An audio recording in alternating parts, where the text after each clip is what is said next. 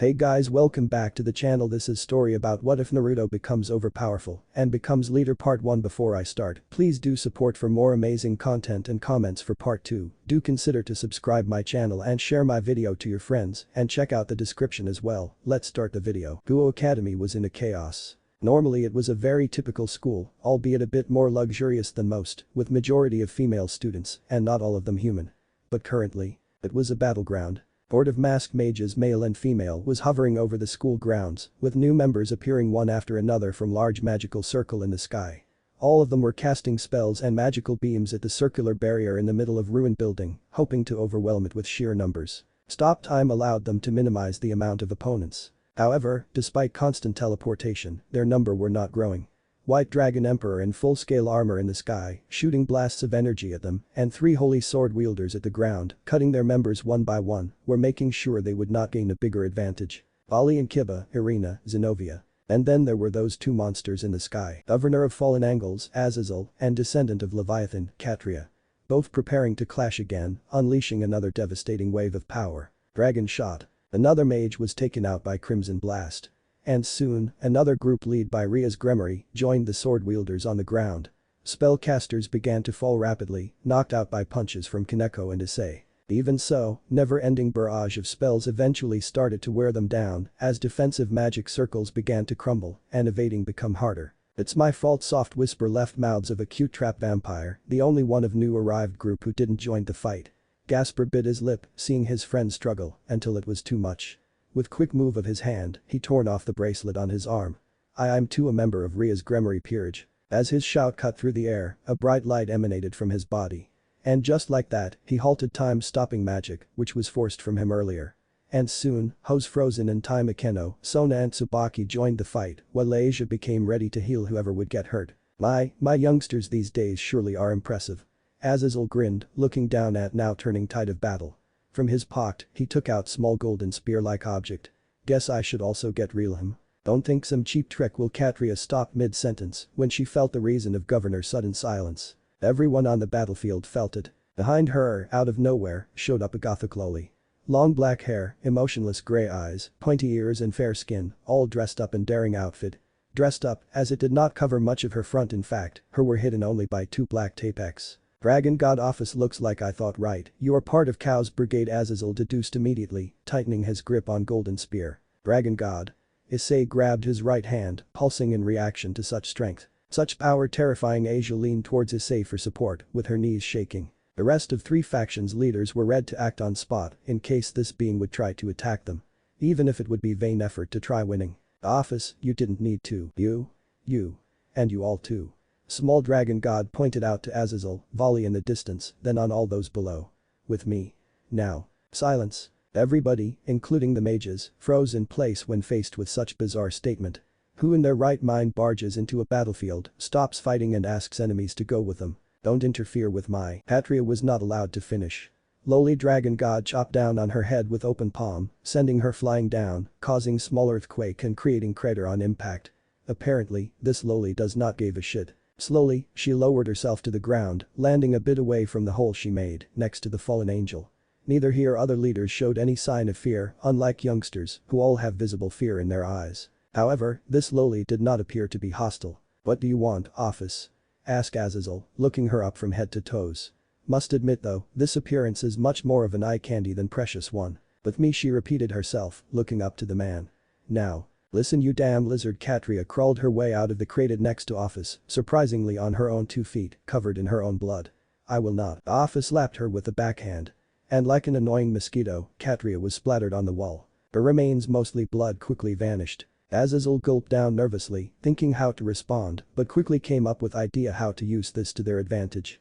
This dragon loli clearly had her mind centered around single goal, so maybe would love to, Office, but as you see, he made a wide gesture, showing all the mages around. Currently we're in a bit of predicament, so Office turned around with a wide swing of her hand. And just like that, all of the mages and witches died, their magic circle and barrier erased. All with just one swing of a hand, followed by a wave of black energy. Did she just? Irina looked around, seeing that all the enemies were wiped out, without even a trace of their existence remaining. And we were giving our all just to keep them at bay. So that's the power of Dragon God. Just like her companion, Zenovia and Kiba were just as amazed by the power display. Like all people present, excluding leaders. Not exactly what I had in mind, but I won't complain. Done. Now, with me. Azazel looked towards others. Archangel Michael nodded and together with Serziches and Seraphil, they put down their force field, then slowly approached Dragon God. What do you want, Office? Spoke the Crimson Mao. First your people attack, and now you just want us to go with you? Yes. Whoa, this Dragon Loli really does not give a fuck, ouch. Asia slapped Issei in the back of his head, hard. Issei-san, language. Yes, I'm sorry, he apologized, rubbing the back of his head. Leaders of the three factions and Office kept staring at each other, waiting for the other side to speak. Everyone has eventually gathered around them, watching with visible unease. Even Volley turned out his balance breaker and was staring at the situation with keen interest. Looks like we have little room to negotiate, Serziches finally spoke with heave sigh. Grafia, you and the rest will stay here and deal with the damage, while I'll go with Michael and Azazel. You all go. We have quite demanding lowly Dragon God here. Everyone just deadpanned at Akeno words, not even trying to argue with such blatantly stated truth. I can understand us going, Office, but why them? Asked Michael, gesturing towards Irina and the rest. I see no reason for. I saw her. Dragon God gestured towards Archangel Guardian. That's why. You saw me? What? Irina was quite visibly confused, shocked and actually bamboozled. Are you going? Or Office let a bit of her power out, shaking earth and heaven with sheer might. We are, answered Serziches. But someone have to take care of this damage. We can't just. Dragon Loli raised her hand and finger. You. And you. She pointed at Grafia, then at Tsubaki, both just as confused as the rest. The rest, with me. Office created a portal and went through it. Moment later, her hand slid out from inside and gestured them to follow. At this point everyone, even Asia, had to agree. This lowly Dragon God does not give a fuck. What is this place? Issei was the first one to spoke as they entered a strange domain of shifting and changing colors. It's almost like a kaleidoscope. It's so pretty, but also quite dizzying. Leaders immediately casted a new barrier around them, clearly concerned at residing in this dimension. Rightfully so, as Irina became a bit addled from simply being exposed to this place. Asia and Zenovia, as well as Issei himself, who only recently became devils, felt the effect of this place. Dimensional gap, you really should have warned us we were getting here. Azazel snorted amusingly. Unless you wanted to kill us. It's your fault you're so fragile, so weak. How the hell it's our fault? Said the weakest red dragon emperor in history. Volley snickered under his nose. And how's that my fault, you jerk? This would probably escalate into full-out argue should Riaz and Sona not notice something in the distance. What is that? Fissure. It was a fissure in space, in dimensional gap, wrapping the ever-changing mass of colors into something resembling a white static. Well, at least, it seemed like a fissure. I saw her in it. And it is strange. And noisy. Office complained, pointing out at Irina once more. Do something about it. Me? Office nodded at Exorcist question. But I don't know how. Well now that's something interesting. Azazel immediately flew out of the barrier and got closer to the anomaly, forming magic circles on the palms of his hands and using them to analyze the thing. Very interesting, don't worry, Exorcist girl, I'll take care of it. Those words put Irina at ease and she took a deep breath to calm herself. Useless. Office words were like daggers. I'm not useless. Irina pouted angrily. I don't do stuff like that. Wait, so you wanted us to just deal with this? Seraphil asked, getting quick nod as an answer. I'm a magical girl, so it's obvious you took me, as well as Serziches-chan, Azazel and Michael. But there was no point in taking So-chan and co. While speaking, Seraphil hugged her sister and was caressing her head like she would a child. Much to Sona's embarrassment. Sister, please, stop. I though Twin Tail would be of help. But she is useless. I'm not. This is interesting, say, Office, would you be able to make a barrier like ours, only bigger? Azazel asked with a wide gesture. I may need Serziches and Michael help with this. Office didn't answer, she just raised her hand and dark barrier engulfed entire area. Stones which were nearby were pulled closer and soon served as quite stable floor.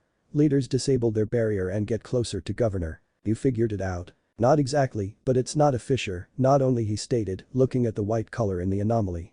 It's some kind of signal, powerful one at that I think I can see some blurred images and hear some voices, so it's like a distorted transmission. You think the three of us can stabilize and make something out of it? Deduced Michael. From where it would even come from? Asgard. Hades. Abyss. Probably. As for the second question, Fallen Angel's governor pondered over the question for a moment. It may sound ridiculous, but considering strange nature of this energy, I think, and this is only my theory, that it may come from a completely different world. Different universe. Those words invoke a moment of absolute silence. For most people in current age such things were common trope in fantasy, so many of those gathered here were either confused or interested. However, if someone was at least slightly versed in dimensional magic and structure of their world, then they would call him an idiot. Yes, it was once again Office who throw those sharp like daggers words. Something like that should be impossible. Riaz, who was listening the whole time, joined the conversation. As an otaku, she knew such tropes, yet she was educated on basic of such matter too, and knew how ridiculous it sounded. Right. Is it really such a big deal? Asked Issei, being one of those completely unaware. Yes, it is, but I don't see any other explanation. Azazel looked to Michael and Surziches. The only way to find out is to stabilize this fissure. Besides, we cannot just ignore something like that. True, well, since Office took care of protecting everyone from emptiness of this place, we can focus on this thing. Surziches moved to other side of the fissure, forming triangle around it with Azazel and Michael. All three of them formed magical circles and focused their energies on the fissure. Their company could feel their immense power and how it got sucked into the crack. Is it really something that big? Asked Zenovia, crossing arms under her dot. They never told us anything about it in church. Both Asia and Irina nodded at her words. Rest of Ria's peerage was just as confused, Akeno and Kiba maybe not as much as the others, though they too were interested by the topic. Issei on the other hand was straight up lost, similar to Gasper, though the latter seemed embarrassed by his own ignorance, looking embarrassed and uncertain. Kaneko seemed unfazed as always. I doubt there would be a reason to teach you about it, Sona answered blue-haired ex-exorcist. Stuff like that is either hypothetical discussion or theory on dimensional magic, so nothing a church warrior would have any use for on missions. Dealing with things like that would be rather delegated to angels themselves. That's my So-chan, always so smart. Seraphil once again managed to grab a hold of her sister. Sister, please. Bali looked at the scene before his very eyes with a disbelief. As group discussion continued for some time, leaders focused all of their attention on the fissure. It stabilized, allowing all three to take a peek at images flashing in the white static. They exchanged few words between themselves, and after a moment, Azazel smiled. Okay, kids, he shouted, getting their attention. Found yourself some comfortable piece of rock to sit on, you two Office, cause it looks like we're in for quite a show. Are we really sure we want them to see this? Asked Michael, clearly conflicted after what he saw. This really is a rift from Otherworld, maybe parallel universe. I think they deserve to see this, especially since Office dragged them here. Surziches opted for Azazel's idea. Besides, it'll be fun to see them watching this. 2-1 Michael. Archangel just sided at Azazel's joyful comment as most of the group sat at the stony floor. Riaz and Sona sat next to each other, with Gremory Peerage placing themselves on their master's side, with Issei between Riaz and Akeno, much to Riti's annoyance. Kaneko and Asia were next to each other, with Kiba and Zenovia kneeling behind them and Irina sitting slightly further from them. Asper sat near Kaneko. Of course, Seraphil remained glued to Sona. On the contrary, Vali just let out his divine dividing and began floating in the air. Office was next to him. Three leaders spread their hands and started releasing much more magic, completely clearing both visual and audio static of the fissure. DWGO. 4 ounces of frozen TADPOLES2 freshly squeezed bat livers, a handful of crushed clam, shells, wishbone of a chicken, unbroken eggshells hatched under a full MOON, 9 ounces of dog saliva, taken from a bitch in heat. What? Issei, as well as pretty much everyone present, were just straight up confused, seeing pretty much a random bunch of most bizarre stuff. Is this an alchemical recipe? Sona was the first to deduce. Tadpoles, bat livers, eggshells, all magically active ingredients, seems like for some mixture, but who would need a dog saliva? Especially Irina cheeks become slightly pink. From a bitch in heat. Okay, got the base ready, gotta keep stirring until the mixture starts to take on a purple hue and keep adding peppermint and hair into it after that as I stir it 6 times clockwise and 4 times counterclockwise. Heh, this is going to be great. A young man's voice stated to himself as he looked over the potion base that he was brewing. He had a jar that had a handful of tiny plant buds coming from the dirt in the jar and he couldn't help himself but laugh wickedly as he thought about all the trouble he could cause people. He was a tall young Japanese man. That's an evil villain laugh. I can tell when I hear one, Seraphil exclaimed, pointing out at the screen. Years of experience of magical girl show were speaking through her. Though that would include mostly cartoonish villains. But he does not look like a bad person. Asia tilted her head while eyeing boy on the screen. In fact, he seems quite cute. Cute. He's almost a head taller than I. Issei pointed out with visible jealousy. Even Vali had to admit at least that part. Not only good looking, but also taller. Why am I always losing to pretty boys? Issei-kun, you're not a bad looking either. Shut up, I don't wanted to hear it from you. Of all people, it was Kiba who tried to comfort him first. Like a salt on an open wound. Asia and Riaz just chuckled, quickly joining in comforting the boy. At least tall for a Japanese man standing at 180 centimeters tall, with a somewhat impressive build for a guy of his nationality. He had a lot of lean muscle, but it was toned to show he cared about his physical body. He had to take care of himself, since the ingredients he always got were some stuff that he couldn't afford, so usually he would have to capture stuff himself. Wait, what do you mean tall for Japanese? He noticed almost immediately. Well, Asian countries tend to be on smaller scale. In Northern and Middle Europe such height is pretty common. Riaz gave a quick and accurate response, one furthering her pawn descent into depression. But don't worry, you're my cute pawn. But why wouldn't he be able to afford ingredients? Zenovia pay little interest to hide issue, instead focusing on more important matter. Mages do form contracts with devils to get funds, right? Sona nodded to that. Maybe he's just bad at it. He tossed golden hair into his potion as it turned the color that it was supposed to, golden hair that perfectly matched the hair on his head. It should match, since he cut his own hair short to make the potion. He was 17 years old, and he had bright blue eyes filled with a love of life itself. If anything, I have to say that he's determined, said Akeno, looking at all those hairs dissolve. But the sparkle in his eyes did not escape her attention. Nobody could argue with this one detail, such eyes could not belong to an evil person. At least not truly evil. Must agree, he does look kind of cute, Irina murmured under her nose. Hamon turned brown, start to turn brown. The young man chanted to himself as he saw the potion start to change into a scarlet color.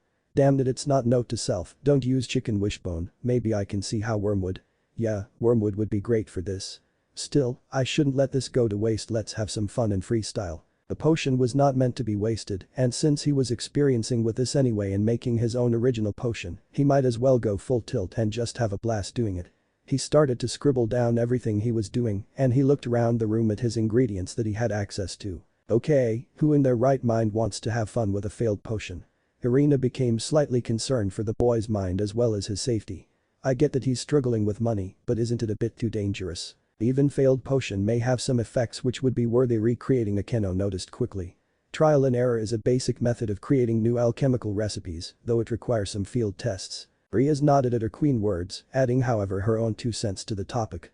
Still, with the way he spoke of fun and freestyle, I doubt he will stick to safety standards. That notion make them all sweat drop. He was Uzumaki Naruto. That is unusual name. Every Japanese in the group immediately agreed to that, as well as every devil who was not reincarnated recently. Asia and Zenovia on the other hand were confused.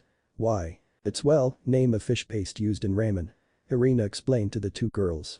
Despite earlier suspicion, sitting there and watching it make them all relax. She even got closer to the group. Something a bit like a fish cake. Asia just chucked at the explanation. For some reason, it made this boy even cuter, though she kept it to herself. Well, he was in Italy at the moment borrowing the lab of a recently deceased magician. So instead of Uzumaki Naruto, it would be more in line to say Naruto Uzumaki. He was a dropout from his first year in high school, and after finding out his mother had been a mage and his father had been an alchemist, he decided that he would try his hand at studying the arts of magic as well. Thus, he looked up his parents' old house that was left behind for him. Is he an orphan? Her previous line of thought got quickly replaced, especially since she could relate. Must been hard for him. Sona pushed her glasses up, analyzing his situation. He also dropped out of the school, has financial problems. If he didn't attend a mage's school, he may be in a lot of trouble. Zenovia and Irina full-heartedly agreed with Citrieris, as if not, he would be heading the path of a rough wizards. And that means nothing but trouble. Maybe that's why he's in Italy. Maybe. Issei must have to admit he didn't know what he would do in his shoes. At least he has his parents' house. He sold it. What? He sold the house, but he kept everything that was of personal value to his parents and might be worth it to him and stored it up. He needed the money after all, and though he was pretty much about to be broke, he was sure that he was close to a breakthrough. Sure, he had no formal education in magic and he had only been studying it for 2 years by himself, but he liked to think that some of his pranks had gone off pretty well. Well, to be fair to myself, I haven't make a single potion that was useful for anything but pranks, but I did make some money off selling that fiery potion. Naruto stated, since his discovering of that potion had been a complete fluke on his part. That was the reason why he started to document everything he did, because he had a horrible memory. If he made a potion, he would never be able to make it again unless he documented everything that went into it, the exact amount of ingredients used. That's a mere responsible optimism. Kaneko has finally spoken, breaking this awkward silence, turning her head to Ria's queen. Also, you were saying something about trial and error, Akeno-senpai. Well, to be fair, he did came up with new potion, one which someone was willing to buy, she answered white-haired girl with a timid smile. And he learned from his mistake, so all's well and good. Personally, I'm more concerned by the fact he does not attend mage's school. Riaz quickly put two and two together, with a slight frown on her face. 2 years of self-studying magic, using his potions for pranks, and now he's borrowing lab of a dead mage. That's asking for trouble. It's miracle he's not in the already arena noticed, remembering how strict were authorities on rough mages, especially in Italy, the center of Christian faith. She was getting concerned for the boy, maybe even more than everyone here, left aside Zenovia. She was part of the church exorcist too, after all, she knew very well the punishments for ill-conducted magic usage. He had his notes from his parents, but it would seem his mother never had a formal education either, so her notes were complicated to translate. His father did have a formal education, but that made it even harder to translate those notes, since they were written in Latin. That was why Naruto traveled to Europe and then Italy, so he could see if he could learn the languages. Uh-oh, that's problematic. As soon as Leviathan spoke, almost everyone's eyes focused on her, and so, she had to explain. Mages and alchemists usually encrypt their notes with some kind of cipher to their secrets as secrets. Decrypting those notes can be problematic, as we all see right now. She pointed her finger at the screen.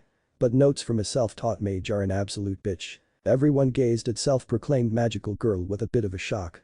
Of all people, no one expected a swear to come out of her mouth. Sona and Riaz seemed to understand how problematic work with such a text must be, and the reason why, but the rest have at best just suspicions. Why it's such a problem? Gasper finally asked. Because, and saying that, she raised her finger to make a point, like a teacher instructing the kids, when a mage comes through official education, certain patterns and habits engrave onto him, at the very least on an instinctual level. When such a mage uses a cipher to hide his secrets, you can easily track from where such code comes from. And if he creates his own code, you can catch those patterns and use them to decrypt it. But this Naruto seemed to have bigger problems with his father notes, the ones from an educated person Issei noticed right away, but just as quickly got his response. Because they are in Latin, language he does not know. Serafol pointed out. Now, on the other hand, self-taught mages don't have those patterns, and they don't use already existing ciphers, because they literally don't know them. Sona took over from her sister, already knowing what she's going for. So they create their own ciphers, not basing them on already existing ones, and without any patterns which could help during decryption. That's my CHAN short stack. Mao literally shot out towards her sister, with an intention of pure affection and admiration. Sis, please. Seeing that her friend was unable to continue, cause of dramatic case of embarrassment, Riaz took over. Which means that to decipher such code, you literally have to start from scratch, at best basing your research on mage personality, which may be a misleading trope, halting work even further. That's Riaz-chan for you catching up really quick. Serafol complimented her, while cuddling to her sister. So yeah, normal mage can have a lot of troubles with notes from a self-taught, but I guess, as a self-taught himself, Naru-chan may have an easier time deciphering his mom notes. Hard to tell really, since I don't know if he had anything to compare them to. Everyone nodded, not in unison, but it seemed to get a gist of what she tried to explain. Even Issei seemed to catch up to certain extent. Certain though popped up in Asia's mind though. Why would he? Listen, I'm glad you enjoy your little chatter, but can you please focus a bit more on watching? Azazel suddenly reached out to them, the first time they hear his speak since he started doing whatever he was doing with the fisher right now. I swear, if someone would type all of this, I bet it would be a page of almost nothing but talk. Hey, not all of us are expert in those things, said Issei. So maybe be a little more lenient when we're trying to understand this. It may not look like it, but stopping this thing is quite taxing, you know. Now that he mentioned it, out of 3 leaders only Surziches wasn't sweating.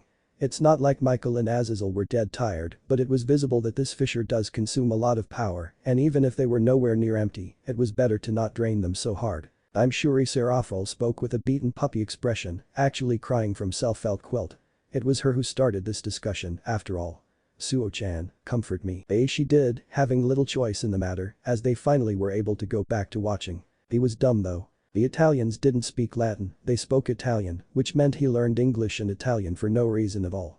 He then had to find somebody who would teach him Latin, and that was a bitch for him to find, since it was rare for find a person who could fluently speak a dead language. So I was right. Asia confirmed her line of thought. She lived in Italy, so she knew a bit about culture and language. He really thought it's still used there, huh? Literally everyone were dumbfounded by this revelation. Even Serafol stopped crying. Who in a right mind thinks a dead language is still used commonly, even in its past center of usage?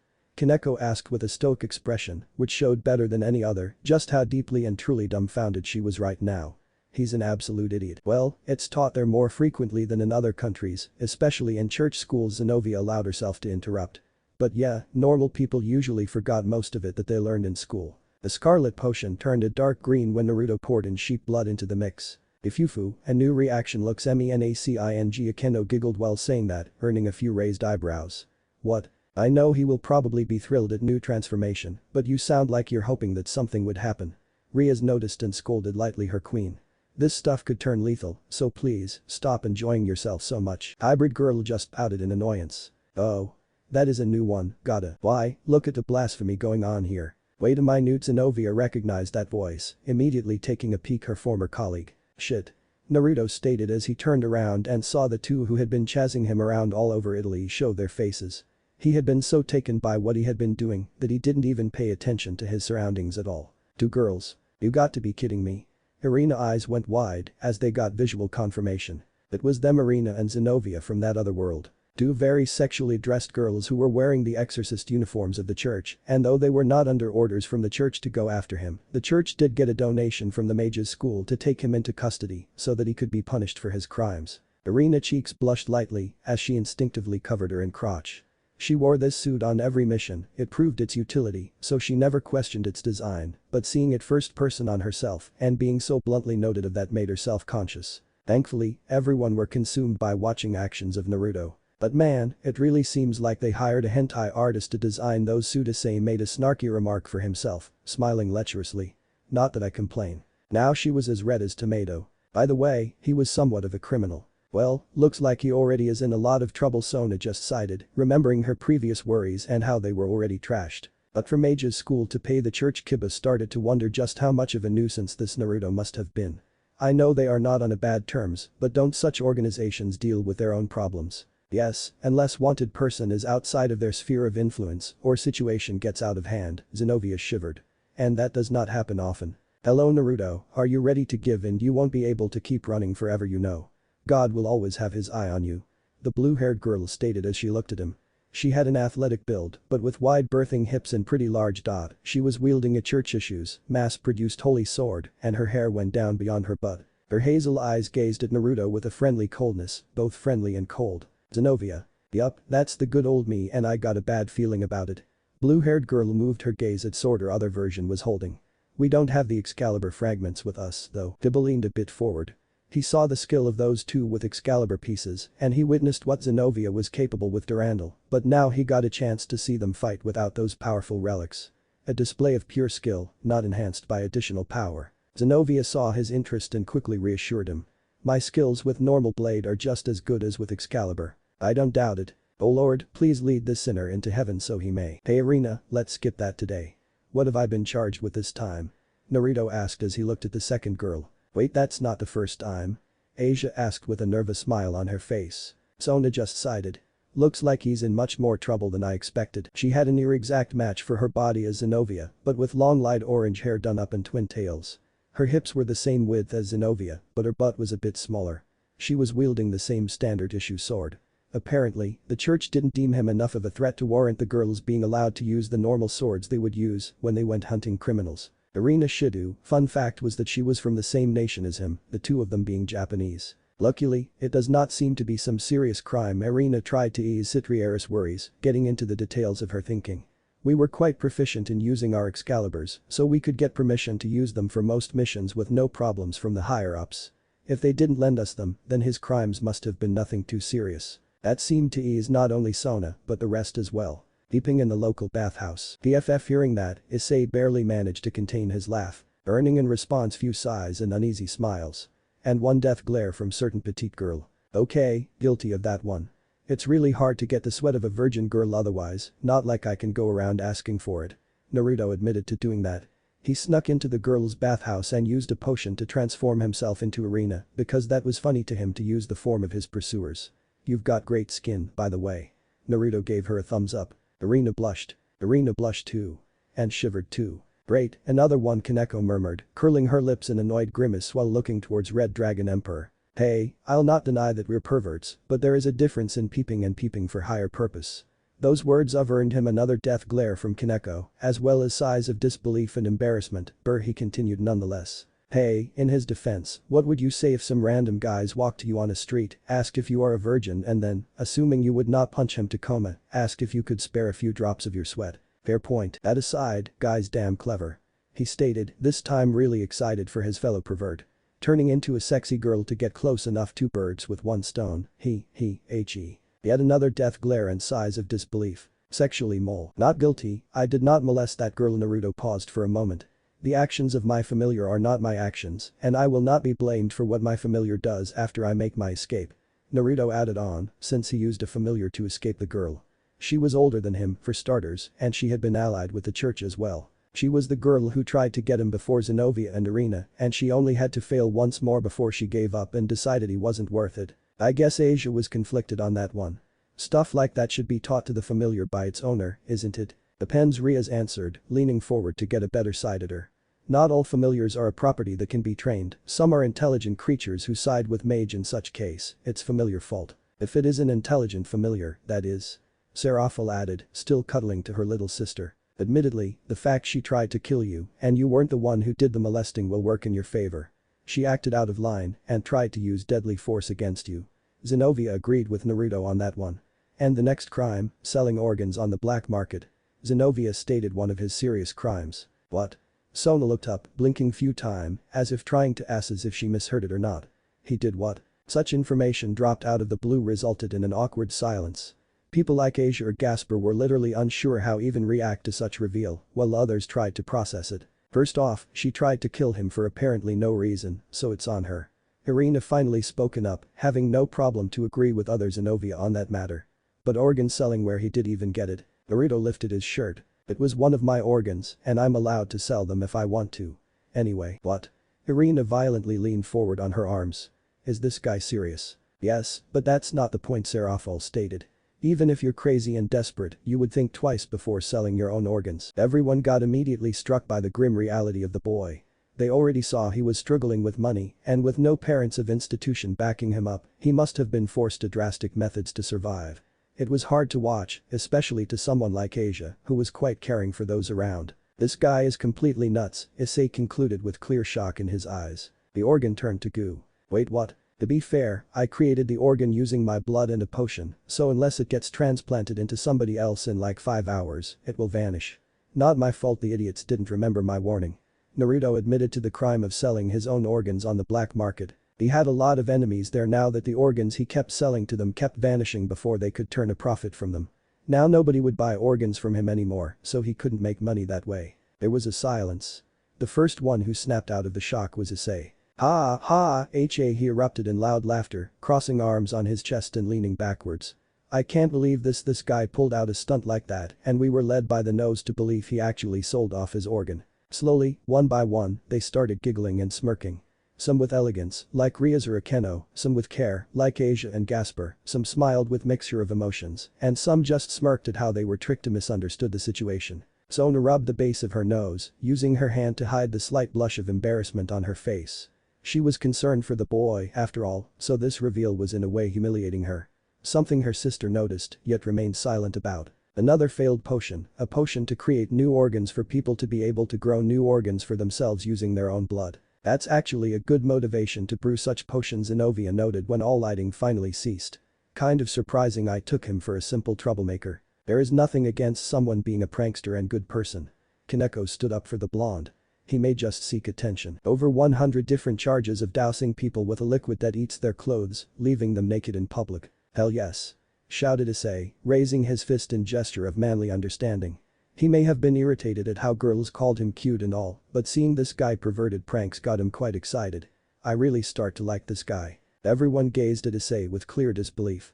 Even Asia, though she did so with cute pout. Red Dragon Emperor could only scratch his head with nervous chuckle at the damning looks. And he's pervert, right? Kaneko finished her sentence about the blonde. Odd excuse for that one. Irina asked Naruto, and his only response was to laugh under his breath at that one. I'll take that as a no then. Guilty, she summed up. No, I totally did that for my own amusement. I made a potion that mimics the clothes dissolving effect of slime and wanted to test it. It was amazing. Naruto had trouble not giving his happiest smile when he thought back to that one. It was one of his few super successful potions that had exactly the effect that he had intended for it. Issei gave him proud thumb up of approval, earning in response a slap to the back of his head from Ria's. Not a gentle one though. Worthy stated with pride, caressing struck point. But he does not seem to take much pleasure from stripping people.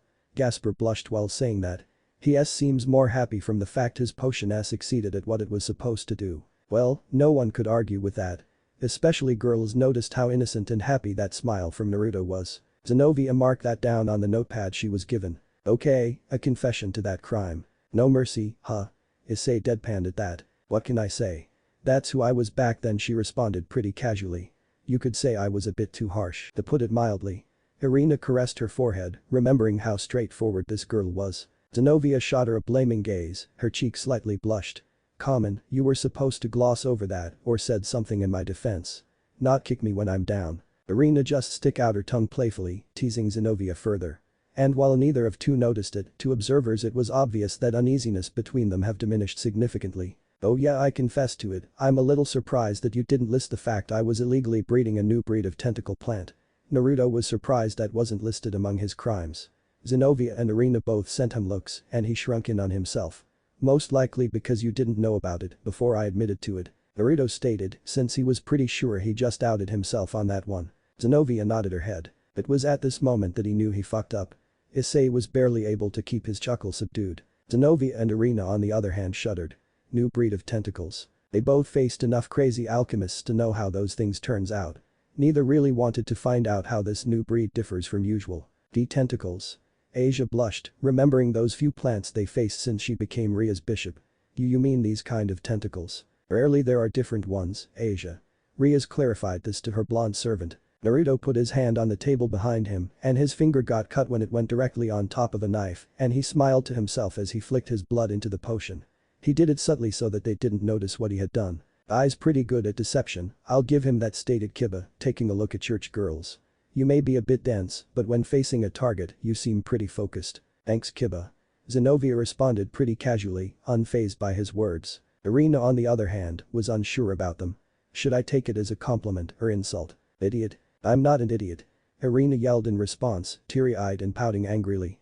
Office word was like a dagger, especially since it was the first thing she said after keeping silent for an entire watching. While surprised by Office's sudden action, the rest remained mostly unfazed and focused on the show.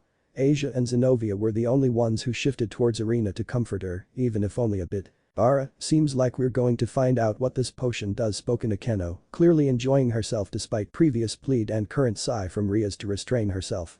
And he added his blood to it to strengthen its effect or maybe control it. You can't escape now, you might have escaped last time, but we've got you this time.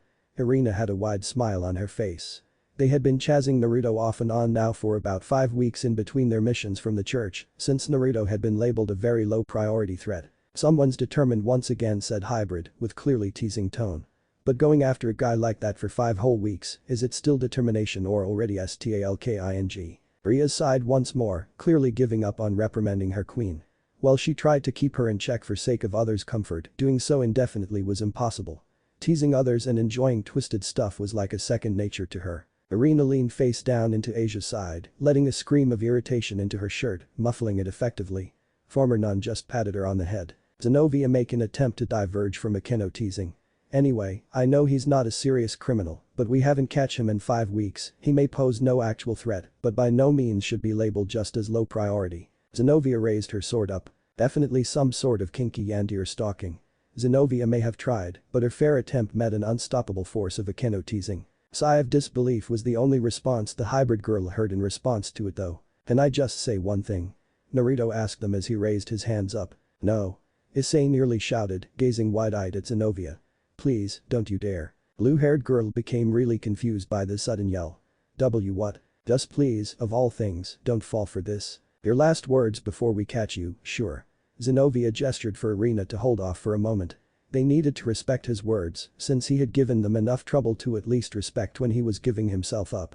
Oh no, Ria's noticed this even before her pawn did, but seeing it play out just the way she expected was to some level painful to watch. Almost everyone understood what is about to happen, and eventually, even typically straightforward Zenovia noticed that. Naruto grabbed his potted plant. You did fell for it. Issei, of all people, lamented over such a basic mistake. How could you fell for it? What do you mean how?" Zenovia asked, genuinely confused, with her cheeks becoming slightly pink from the shame of her counterpart mistake. How someone was supposed to notice. Rias interrupted her, massaging the base of her nose. Her Otaku was acting up. There are two basic rules in any battle series. You never monologue, and you never let an enemy pressed against a wall to have his last words. Zenovia went silent and crossed her legs, putting her hands in area between them. So this was the wisdom of Japanese culture, of manga and anime. Naruto threw the potted plant into the potion and jumped underneath the table. Naruto yeeted the baby plant into the formula, and like magic, the potion pot shattered as large amounts of tentacles started to emerge from it and grow all over the room. "Oh, I can see where this is going," Seraphol stated with mischievous smile. "Just like in Magical Girls. Eden's Garden 18+ limited edition." The moment of silence has fallen over all of them as they instantly turned their heads towards Leviathan. Some did it so quickly that they flinched in sudden spike of pain. Girls were almost all blushing, not all equally though. Asia and Irina looked absolutely stunned, with their mouths opened. Rias just sighed in disbelief, while Lucendo covered her mouth and giggled teasingly. Zenovia took just a curious peek at female Mayu, still seemingly absorbed by thoughts. Kaneko looked too, though with small blush and deadpanned expression. The only one completely unfazed was Office, on the contrary to Sona, who seemed to be fuming from embarrassment, probably wanting to quit on living right now. Eyes took it almost nonchalantly. Kiba just smiled over Leviathan words, while usually stoic Volley raised an eyebrow. Gasper hid blushed face in his hands, and Issei actually started at Leviathan. Interested by that intense look, Seraphol leaned forward to have a better look at Red Dragon Emperor. "What is it, ICHAN? Magical Girls? Eden's Garden limited edition, you said?" he asked with pure determination burning in his eyes. Short stack girls nodded in response, igniting a sheer resolve in Issei. "Lend it to me later, okay?" Seraphol smiled widely in response, beaming with joy. "Sure thing." Witnessing all of this, Sona wanted to shout, "Don't corrupt my sister, Haidu." Yet at this point she wasn't sure who will corrupt who. So she just embraced her knees and hid her face in them. At least she wasn't the center of attention of this talk. Hopeless perverts, Kaneko snored under her nose, noticing as Gasper took a slight peek from between his fingers towards that conversation, with some clear interest. "You too. Eh? Get them, as your daddy, I command you to get those girls." Naruto pointed at the girls from under the table as the tentacles kept growing at a truly alarming rate. They rushed towards the girls, who were able to use their agility to dodge and run around the tentacles. They even used their swords to cut down any tentacle that grabbed a hold of them. Naruto stayed under the table where it was safe. "Someone's chickened out," Kaneko noted bluntly. "You girls, on the other hand, are doing great." Seraphol praised Exorcist's performance, seeing how tentacles advanced from all directions. She smiled cheekily. Is it experience or woman defensive instincts kicking in? Neither of them was sure which one it was. They were pretty confident in their abilities, yet in that situation, lacking any magical skills in their Excalibur fragments, adrenaline pumping through them would certainly carry them through. One thing was certain, Seraphol seemed to really enjoy watching this stuff. "You tricked us, you had no intention of giving up." Zenovia called out as she jumped towards the door and prepared to escape. Her escape route was blocked by a wall of tentacles, and all the walls of the room were covered in tentacles at this point. Even the floor itself was becoming more and more covered with the throbbing red plant limbs. Issei snorted at the obvious. "That being said, this setup seems like some horror movie or really hardcore hentai. You girls will be okay." Zenovia was actually beaming red. It was one thing to be lecture about falling for obvious trick and the other for the same person to worry about them now. "Oh, of course." Irina responded with nervous smile while raising her clenched fist. "We can deal with a bunch of mutated plants, right Zenovia?" "We're screwed," she though in response for Irina optimism. Naruto reached up out from under the table and grabbed his book and his pen and he started to write down. "See? He learned and now is noting his progress." Akeno pointed out with a proud smile, like a parent gloating about their kid's achievements. "She has a lot of fun watching his mischief, so why not be a bit proud of his successes?" Tentacle Hell Potion makes tentacles that obey the person who added their hair to the potion. They grow at a very alarming rate and Naruto felt a tentacle go over his shoulder without messing with him or trying to molest him for that matter. They do not molest a person who added their DNA to the potion. The tentacles, perhaps due to the addition of crushed clams, give off the same smell as the ocean and clams. For a moment there, I was scared to say sighed with relief when Tentacle did nothing to the boy. Getting screwed by a tentacle you yourself made, talk about a worst way to fuck up. Asia smiled nervously, watching curiously those perverted plants. "They smell like ocean. Aside for this, name is quite adequate." Kaneko noted, considering color of those plants and how they spread everywhere. "But considering the scent, I would not want to." "Never mind." Irina got caught and for her troubles she got a tentacle in her mouth. Her right leg and left arm were both caught by the plant, pulling on both of them as it lifted her up into the air. With her free arm she tried to slice the tentacles, but her sword couldn't reach them. Zenovia rushed towards Irina, but she stepped on the tentacles on the floor and they wrapped around both of her feet. She tripped and fell face first into the tentacles. See? Office turned towards Volley. Useless. Let go of. Zenovia also got a mouthful of tentacle. Both. Irina turned red from shame both from the comment of dragon god and image before her and covered her face with her hands, though she did peek right through the fingers. Zenovia blushed too, but unlike her former partner, she did not hide her face. No, she just stared down. Not only she felt for supposedly obvious trick, made a guy who pointed that out worried, but she also was tripped by tentacles. And considering her counterpart already got a mouthful of them, she could imagine how this situation would advance. Akeno leaned towards Riaz, whispering playfully, but loud enough so she could hear her. Can I now enjoy myself a bit? Riaz sighed yet again, as Zenovia finally covered eyes with her hand. The sheer humiliation, and like that it is safe for me. Gotta gather up my stuff. Naruto stated as he came out from under the table. Now, I know you want to penetrate them, but don't do that to anything but their mouths. Naruto stated as he pat the thickest tentacle, and some of the tentacles that were ripping off the girl's clothes slumped over in sadness. They wanted to follow their instincts, but they couldn't go against Naruto's orders to not rape the girls. The tentacles turned to Naruto and seemed to be giving off the impression of a kicked puppy, and Naruto covered his mouth and gave a fake tear. Was not over yet, as even Naruto seemingly took a pity of them. While having fun. All was a disappointed response from Issei to Naruto. Followed by hard and loud smack to his head by Riaz. OUCH. Thanks was a meek response from Irina to Naruto. Followed by her closing her fingers and covering her eyes to not get embarrassed even more. Poor little tentacles CHAN was joyful response from Serafal. Naru-chan, UMEANIE. And another batch of raised eyebrows was the response to that. They grow up so fast but seriously.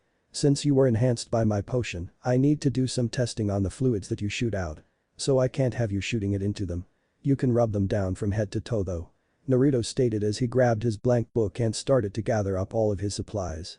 Naruto would put a jar against a blank page and the jar would sink into the book. Well, at least he is thinking of possible consequences. Sona said so with serious face, eyeing her older sister sternly. She pouted cutely at that.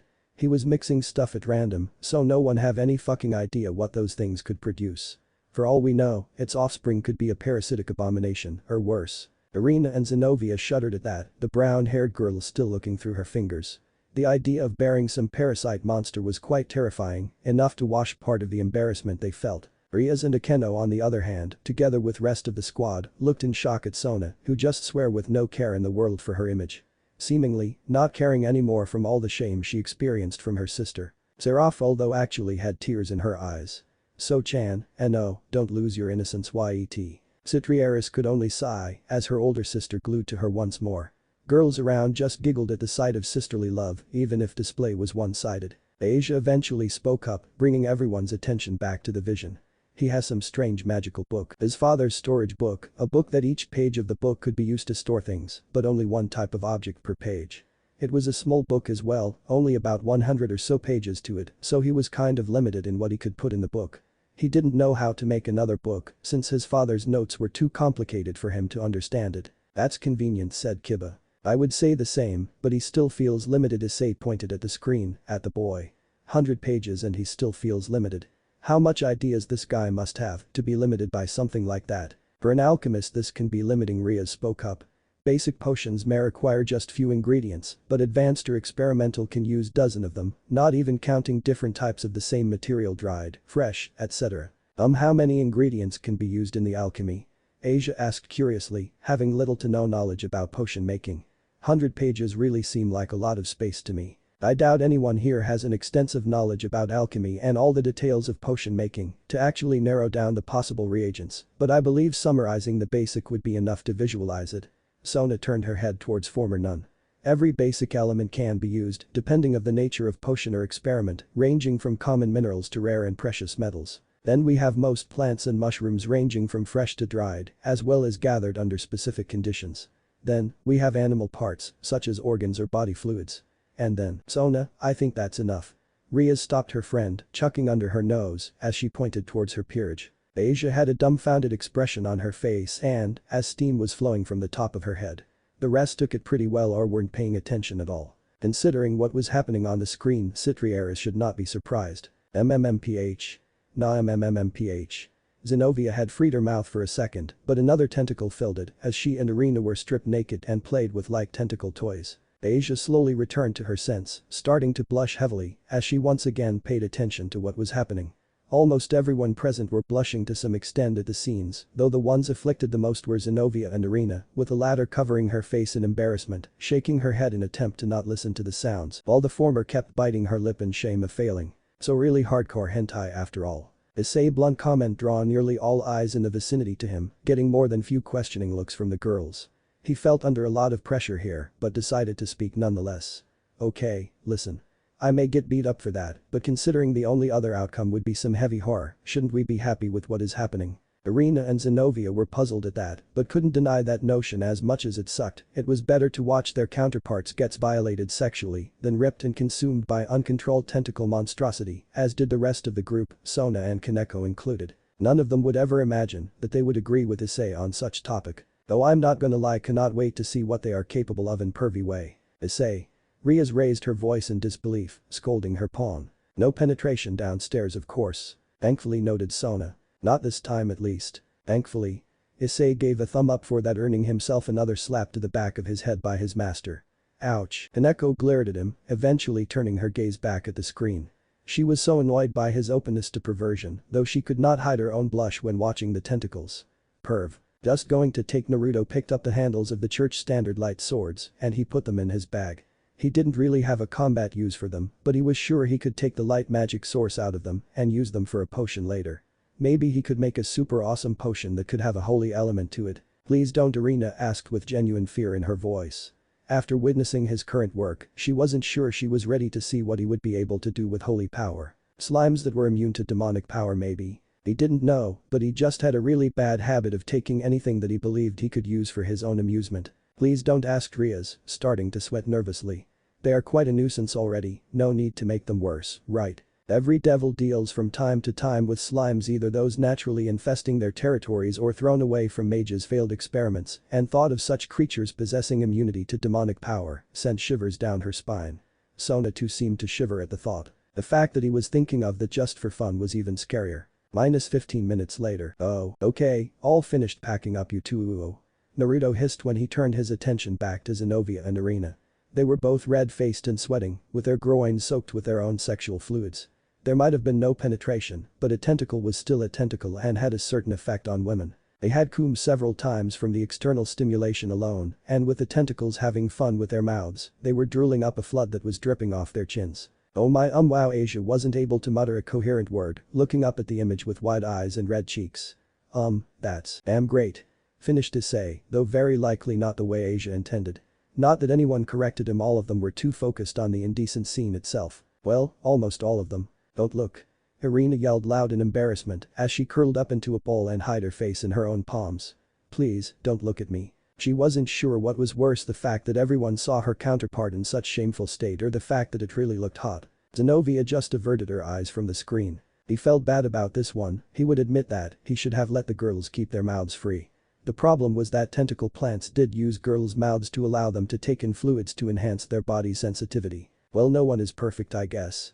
Volley snored under his nose at Issei words, taking a peek at the boy, who clearly was getting more and more on the side of this Naruto guy. On the other hand, it's a nice excuse. Cannot say if it actually is an excuse or is he genuinely sorry for that. Riaz quickly retorted, completely unable to read this guy. The tentacle plant was showing signs of exhaustion though, and more than half of the tentacles were dried up and dying. Oh poor tentacles, CHAN. At this point, nobody even paid attention to Leviathan comment. Well, no one but her sister, trying to appear as little as possible. The potion gave a super boost to tentacles, but at the cost of drastically lowering the lifespan of the plant. Naruto went over to the girls and he took out 2 bottles and he held them under the girls' crotches. They were small bottles, but they still took a moment to fill up as sexual fluids dripped off of the girls and into the bottles. Naruto took a hair from each of the girls as well and put a blue hair in Zenovia's bottle and an orange hair in Irina's bottle. Hey, that's sexual harassment. Irina raised her hand in protest, head sticking out from her still curled up position. A deep silence made her question her decision. What? She has earned herself a dozen of deadpan stares. No words, just the looks of absolute disbelief, all saying, are you serious? making her slowly back away her hand. You got stripped and molested by hentai tentacles and only now you complain about sexual harassment. Kaneko actually raised her voice in disbelief. Kaneko, of all people. It's not the same. She retorted with a deep blush, which by this point started engulfing her whole body. That was tentacles, not direct contact, that's different. They just ignored that reasoning and focused back on the screen as Irina pouted in annoyance. At this point, about 80% of the tentacles had withered away. Oh thank God, it's over. Oh damn, it's over, said at the same time Irina and Serafal, looking at each other afterwards with clearly visible disagreement on their faces. Leviathan winked at her and smiled, playfully putting out her tongue to relieve tension. Her Exorcist decided to not think about this. Okay, got the cum of 2 virgin holy maidens. This will be a great thing, and with your hairs I can transform into you two later on to test potions on a female body. This is a great addition to my ingredients. Naruto was happy with that at least. Also, the sexy noises they had been making had given him a bit of a stiffy earlier, but he had calmed himself down. He was going to save all of this to his mental spank bank and have some fun later. But I would agree to being a sexual harassment, said Kaneko, with her usual stoic face. Issei however was very quick to respond to that. Nah, he just enjoyed the sight, didn't actually do anything to them. Those two became the fat material, she pointed out immediately, making girls in question averting their gaze. Not even mentioning his plans to transform into them and doing whatever he's willing to. Hey, he'll be doing this to his own body then. Issei raised a finger to make a point. Changed into a girl, true, but still his own flesh, and he didn't even mention doing anything perverted this time. Yeah, it's not like he's giant pervert with all of his creations revolving around naughty stuff, right? Kaneko stated the rhetorical question in hopes to end the discussion, hopelessly rubbing her own forehead. When defending fellow pervert, Issei turned out to be quite hardened in his belief and determination. Fat material and new ingredients, it was a win-win for him. I'm a fat material. Irina snuggled her own knees closer, smiling with empty gaze in total defeat. And he got my fluids as ingredients. Our fluids. Zenovia joined her in seeping sadness, though she was clearly less affected than her twin-tailed friend. Naruto grabbed a small remaining tentacle and squeezed it into another clean bottle, and it squirted out its pink fluid. Naruto filled the bottle up, and this was a large bottle, before he corked it and added it to his book. Asia took a curious glance at that. Why does he did that? He can create those tentacles at any time, since he wrote the recipe, right? Maybe the fluid have different properties, depending on what plant is used to create the tentacles. Sona put up her thesis. Or he simply wanted to check if they have any unknown ones, without growing new ones, since those are about to die anyway. Probably the latter. Riaz nodded her head in agreement. All of the tentacles withered away, and the girls were able to take extremely deep breaths the moment that they were freed. Naruto looked at the two of them and saw their butts were tinted pink with arousal and enhanced sensitivity. Both of the girls were starting to get back to their feet and he was going to be in a lot of trouble if they stood up. Oh my, I think I can already see where this is going, said Akeno, covering her mouth in attempt to muffle her giggle. He will not take any chances. No, he will not. Issei exclaimed, not bothering to hide his cackle as he gave the black-haired queen a thumb up. Good thinking, Akeno-senpai. Ria sided with resignation once more since the last time, understanding that watching this spectacle made her servants bond in very unusual way. Oh no, Zenovia murmured, seeing alongside Irina where it was going. Please don't, smack smack, damn it. She exclaimed, leaning back and taking a deep sigh of frustration. I saw this coming and it's still stricken my warrior's pride. Naruto full force spanked them. That must have hurt, Gasper shyly noticed, comparing the strike to the magical punishment his king used to enforce. He took a quick peek at Riaz. Not sure which would be worse. And nothing. Ah. Zenovia and Irina gave mutual shouted of pain and pleasure as they collapsed to the ground, the strength leaving their bodies. Zenovia had reached another orgasm from that spank, and while Irina didn't orgasm, the spank robbed the rest of the energy from her body as she was shaken to the core by it. Asper blushed at the sight, so did Asia. Both of them were acquainted with spanks as a way of punishment for naughty children, yet this was the first time either of them saw someone taking pleasure from spank, let alone actually orgasm from one. Neither of them was sure how to take this, their minds confused yet their bodies reacted instinctively as both of them blushed at the scene, covering their crotches in embarrassment and averting their eyes. Zenovia kept watching it firmly, just like most of the group, but nearly none of them was able to keep straight face, blushing even so slightly. Issei was different story, as he did enjoyed seeing all of this, but even Vali seemed somewhat moved by the slap, for all his seriousness. Even Irina, who's been trying to avoid paying attention to the scree, was touched by it as she did rubbed her thighs together. This was arousing to watch. Now you two behave, rest up and gather your strength because I'm going to use this chance to escape. You see, both of my legs work, because other than being rock hard, I didn't cum like I'm guessing 9 times for you Arena and 11 times for you Zenovia, so I'm going to get out of here. So, you can add this to my crime list if you want, but I'm going to call it self-defense against 2 sword-wielding girls trying to cut me. Naruto informed them. Irina's eyes looked over to Naruto, but she was too exhausted and out of breath to say anything. This is definitely being added onto his crime list, stated Zenovia, finally averting her eyes from the screen. It was a self-defense, but no way the church will just ignore it. Not when we were supposed to catch him, Irina added, her voice muffled by her own hand covering lower portion of her face. 9 times in just 15 minutes, Nympho Angel Office called out mercilessly. Irina didn't even responded to that, not when she did get aroused by this. She was pretty sure her entire body was one big pleasure spot at the moment. Definitely not arguing with her now. Irina thought, seeing her counterpart predicament. Zenovia wasn't even able to move her head, the mere act of her face rubbing up against the carpet was enough for her to get turned on again. The way her now hardened brushed up against the rough texture was hard to endure. That's one hell of a strong aphrodisiac, Kaneko made an unsure statement as her thoughts were wandering.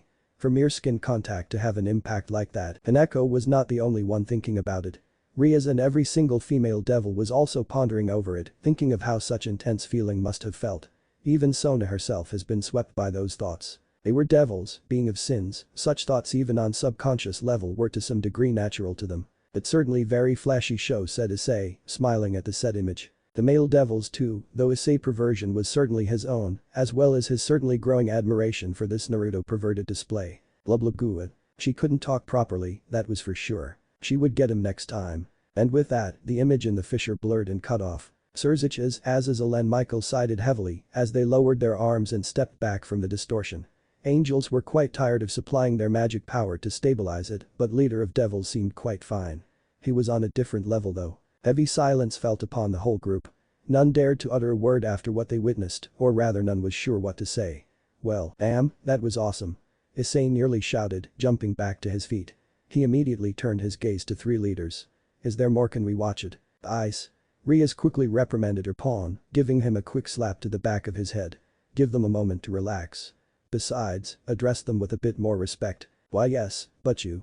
Ara someone's quite excited. Akeno giggled, covering her mouth with fingers. Perv Kaneko stated plainly. You should restrain yourself a bit, Issei-san. Asia pouted cutely at that. Asper and Yudo just smiled nervously at his antics. The rest of the group started getting up too, with Zenovia and Irina taking a bit more to do so, still dazed from seeing their counterparts lose fate. Twin-tailed Exorcist did stumble a bit before regaining her composure. Ha ha ha. Cannot blame you, Red Dragon Emperor. Finally said Azazel, crossing his arms at his chest. Not at the moment, we're all completely depleted, aside of this freak of a nature. Your lucky Grafia is not with us. Surzich's made a snarky comment after Fallen Angel pointed with his head towards him. Damn it. Issei roared in anguish. It was so good. Rias just sighed, too tired to reprimand him once again. Her entire peerage also didn't give too much of a reaction this time. It was fun. I already have some new ideas for Leviathan show's specials. Seraphil exclaimed, jumping in excitement. This is going to be so good. Sister, please, send me a copy, please. Issei snapped out of his anguish immediately, giving Leviathan a thumb up. Sure will, Ice-chan. She gave him back the thumb up with smile. Sister. While the group started talking, the Fallen Angel's governor put his finger under chin and deep though, already analyzing the fissure, the energy they used to stabilize it. He looked around, at the barrier office put around, at the dimensional gap distortions past it, and back the fissure itself. I wonder it may be possible, but, Azazel. Michael stepped a bit closer to his fallen brother. What are you thinking about? Fallen Angel snapped back from staring into the distortion, shook his head and turned towards the rest, smiled widely. Okay, kids. He exclaimed loudly and clapped his hand, getting everybody's attention. He nodded towards Seraphil. I think our business here is done, time to go back. Issei stared at him for a moment before widening his eyes in shock. He was about to start complaining, but Rias was quicker and slapped the back of his head, this time harshly, then forced him to give the leaders a bow of respect and apology. Oki, magical girl Leviathan will bring you all back safely. Seraphil exclaimed excited as she summoned her magical wand and used magic to change her official outfit into her cosplay. She spanned her staff gently in front of her, casting a dimensional spell. Sparky Gate, OPEN. Sona sighed with a mix of embarrassment and exhaustion, rubbing the base of her nose. You don't need to chant, sister, but it's way cooler that way. After Seraphil and Sona moved through Magical Gate, the rest of the group followed, either in pairs or one by one. Hey, I hope we'll see more eventually. You always want to do and see perverted stuff, perv. Not sure I want to see more. Hey, we may see if we manage to catch him, you never know. The whole group went through the portal, either in pairs or one by one.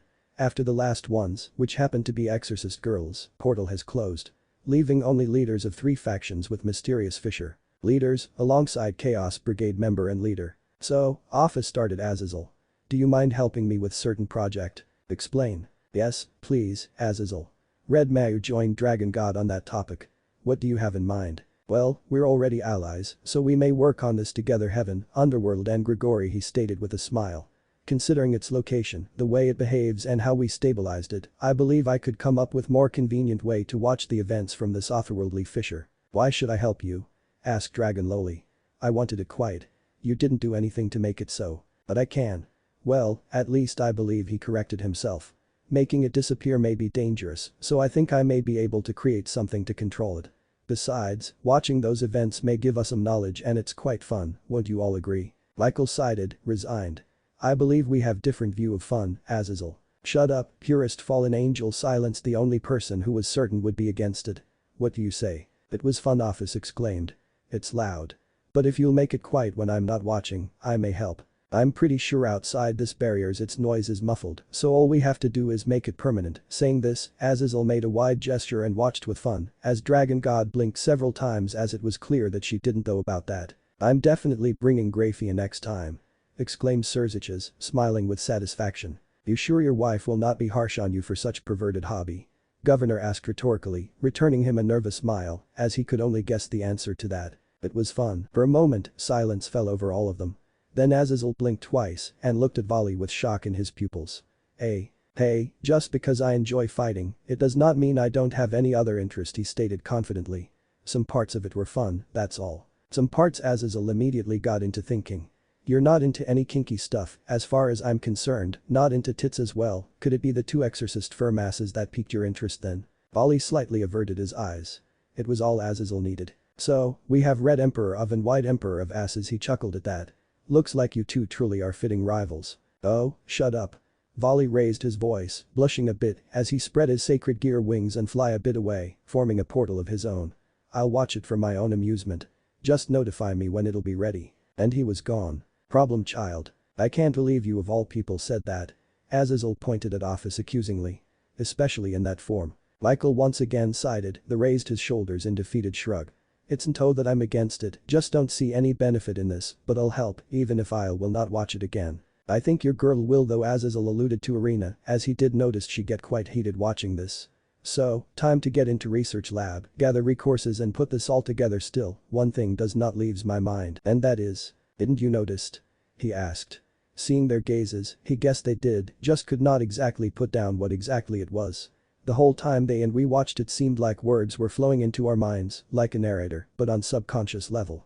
The whole thing looks a bit edited as well, especially that whole time skip of 15 minutes. So, someone wants us to watch it? Surziches asked, now highly alerted. Or it was a record or transmission that got lost into some kind of universal travel, Azazel speculated further. Cannot be certain, though it doesn't seem dangerous to us, and there is also this thing I noticed. Fallen Angel raised his hand towards the fissure, releasing quite a bit of his magic power to stabilize it just for a moment. As he did, image was shown, or rather words. A title at that. 2 months have passed since the discovery of the mysterious fissure in the dimensional gap. All information about this anomaly has been classified on the spot as Azazel began his research and experiments, aided by the Mayu and the technology of the heaven. All in hopes of creating a stable solution to receive and clear the otherworldly signal, allowing a safe and easy way to view the transmission. Since then, everyone went on with their lives and activity as usual, going to school, training, participating in some devil meetings in the underworld, engaging in raiding games, with the thoughts about mysterious fissure falling to the back of their minds. Of course, it was not like that for everyone. Especially Arena was awfully tense since that day, always on the tip of her toes, which was not a big surprise. She was quite a pure girl and what she saw that day stick to her, like a gum to a shoe, with her mind constantly reminding her of that. But as an angel, she could not indulge herself in any depraved acts, so by extension, could not relieve herself of this rising tension. It was like a droplets of water falling on a stone, very slowly yet constantly corroding her. She even started subconsciously eyeing the erotic magazines Issei and his friends brought to school, from a distance, unaware of it herself. Speaking of the devil, Issei on the other hand was in quite high mood. What he saw that day was a perverted comedy of highest grade. The man himself, this genius of perversion named Naruto, easily became something akin to an idol to him. Guy who lived the way he wanted and didn't give a fuck if someone had a problem with that. Provided him with quite big boost of confidence. And if someone didn't give a fuck after witnessing the events from the fissure, it was definitely Serafal, who in just few weeks after seeing all of that, has started her own hentai series.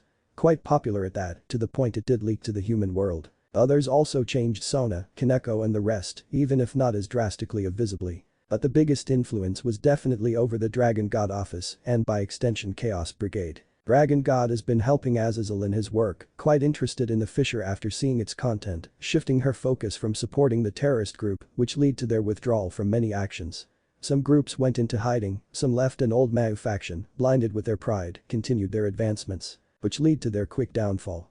When they launched an assault on the new government without office enhancements, they got obliterated by Surziches and Ajuka. And so, everyone moved on. Until recently, when Azazel became quite excited, despite clearly overworking himself, his napping during lessons and dark bags under his eyes were almost unbearable. Then one day, he didn't come to school at all, without notifying anyone. The next day today he came back, apparently taking that unexpected day off to recharge his batteries. Rested and full of energy, he could finally share the wonderful news with them. It's finished. Holy shit. Azazel wasted no time at all after notifying a cult research club. He passed the information to Formao and rest of Grigori, as well as the Heaven, despite knowing they would likely not participate. Still, project was completed, so he had at least report that. And so, after school they all gathered a cult research club with their new member, Roswas, as well as Sona and Arena, and with Azazel instructions on the magic circle, they teleported to the fissure in the dimensional gap. I know my house was rebuilt in a single night, but this is on an entirely different level.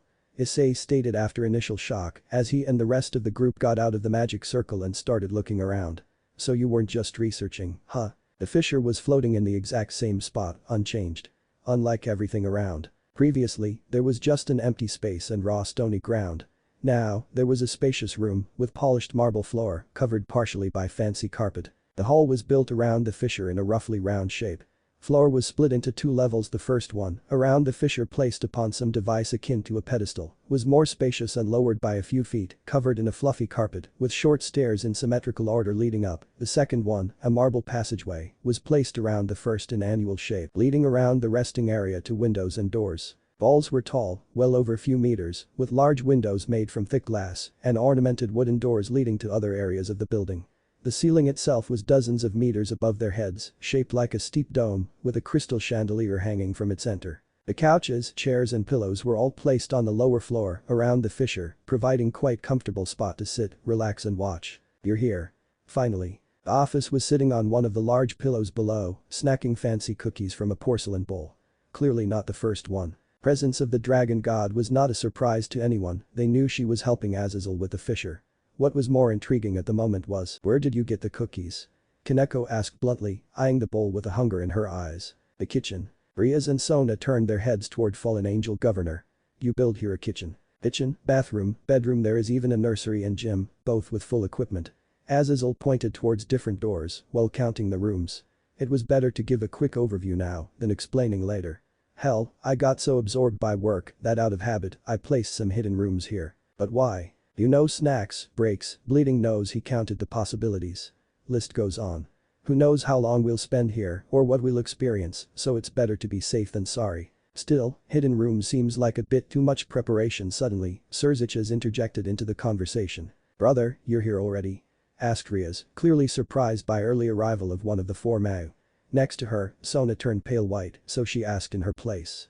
Does that mean? Surziches nodded to the unspoken question as Sona started looking around in unease. We arrived soon after Lord Azazel notified us, said Grafia, stepping next to her husband. Still, with Chaos Brigade in shambles, us and office here, I doubt we'll need those hidden rooms. As I said, a force of habit. He said that, but mischievous smirk formed on his face. Besides, who said they are only for hiding? Riaz was intrigued by that, but decided to not speak more of the matter. Most of his reasons were sound even if exaggerated. Besides, they spend with Fallen Angel quite some time and build up a comradeship, so even if he had some hidden agenda, they trusted him to some degree. But most of them didn't even pay that much attention to the conversation, instead dispersing around the room and taking in its interior and all luxurious details, so Riaz and Sona decided to join them and check the room too, just to be safe. In the meantime, Azazel, Surziches and Grafia continued their own talk. It took them a moment to check every part of the room. It didn't seem like there were any secret rooms right here.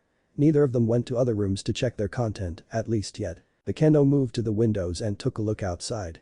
It was the same kaleidoscope swirl of colors as always, though she quickly catch something else. Whole building was engulfed in protective barrier, which explained why none of them was affected by negative energies of dimensional gap. And quite strong protective charm, she whispered to herself, taking a look at symbols which were engraved at the window's frame. But those are not just demonic and angelic symbols, seems like Nordic and Greek as well. Azazel did ask me for help, stated Roswius. He went to Lord Odin as well, so who knows what else they did here. The Kendo had a bit mixed feelings to that, still remembering the playful and perverted chief of Norse mythology. He was not bad, but clearly a bit mischievous. I see. Meanwhile, Riaz and Sona, along with the males of the group, moved downwards on the stairs, intended to take a seat on the pillows or couches and wait for their superiors to finish talking to start watching this show once more.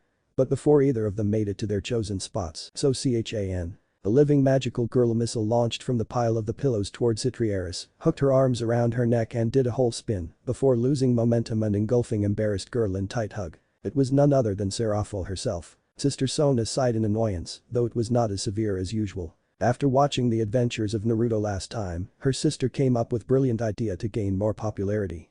Records her own hentai series. Idea indeed was brilliant. After all, nudity and gore always attract views, but Sona had to hide any copy Seraphil sent her. Even with her effort, it somehow leaked to human world. Ichan Petite Mau suddenly called to Red Dragon Emperor, who moved behind her to nearby large pillow. How was the newest episode? Didn't received your opinion yet. Pretty good, he responded, sitting down and raising a thumb up in approval. Though I think heroin should be more resistible, not yet breaking. Better payoff for the long run. Aha. That's why we included aphrodisiac idea. We can easily sign this off as effective a drug, not actual mind break. That's good idea. Though what would lead to actual breakthrough? It was already pretty hardcore in second episode. Well, we still have to brainstorm through the ideas, but currently in the lead we have either a festival free use or electric torture. Sona just hid her bright red face in her own hand. Being in the middle of a hardcore hentai discussion with people around was too much for her. Even Riaz had a small blush on her face, pressing and rubbing the base of her nose in annoyance. Asper also became embarrassed by this talk, so he grabbed a fluffy blanket and sat down on the floor, curled up, and covered himself completely. Only Kiba seemed unaffected, smiling the same polite way as always. Should we go get some snacks? Asked Irina, still standing on the upper floor and leaning towards the center.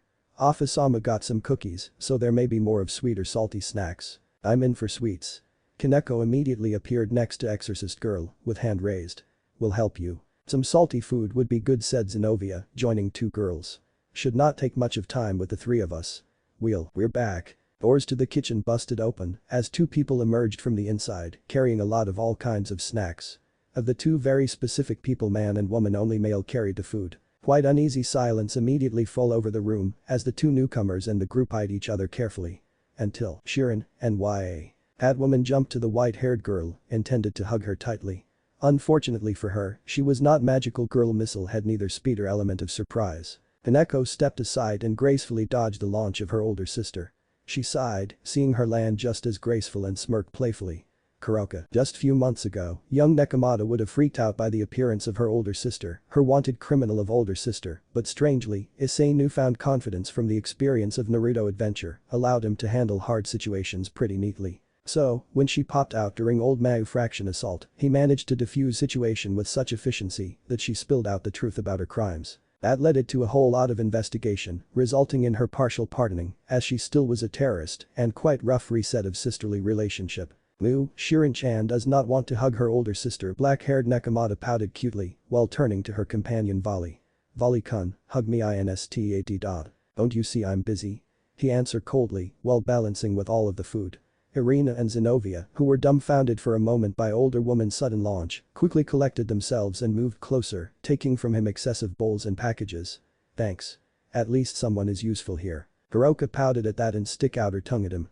She wanted to turn towards her younger sister, but she moved alongside Exorcist girls and got herself a bowl of cookies, so she puffed her cheeks and jumped down to lower section. Ichan, she moaned while landing right next to sitting Red Dragon Emperor. Volley thinks I'm useless, Shirin does not like me, maybe you could. She didn't finish her sentence as Issei just sneaked one arm behind her and gave her a quick yet confident hug. His hand just so happened to sneak around her and under her dot. She blinked once. Twice. Then she blushed and pushed herself away from him. You know that confidence of yours really does not suit you, nya, she gasped while adjusting the loose top of her kimono. It was not the case of being weird or creepy.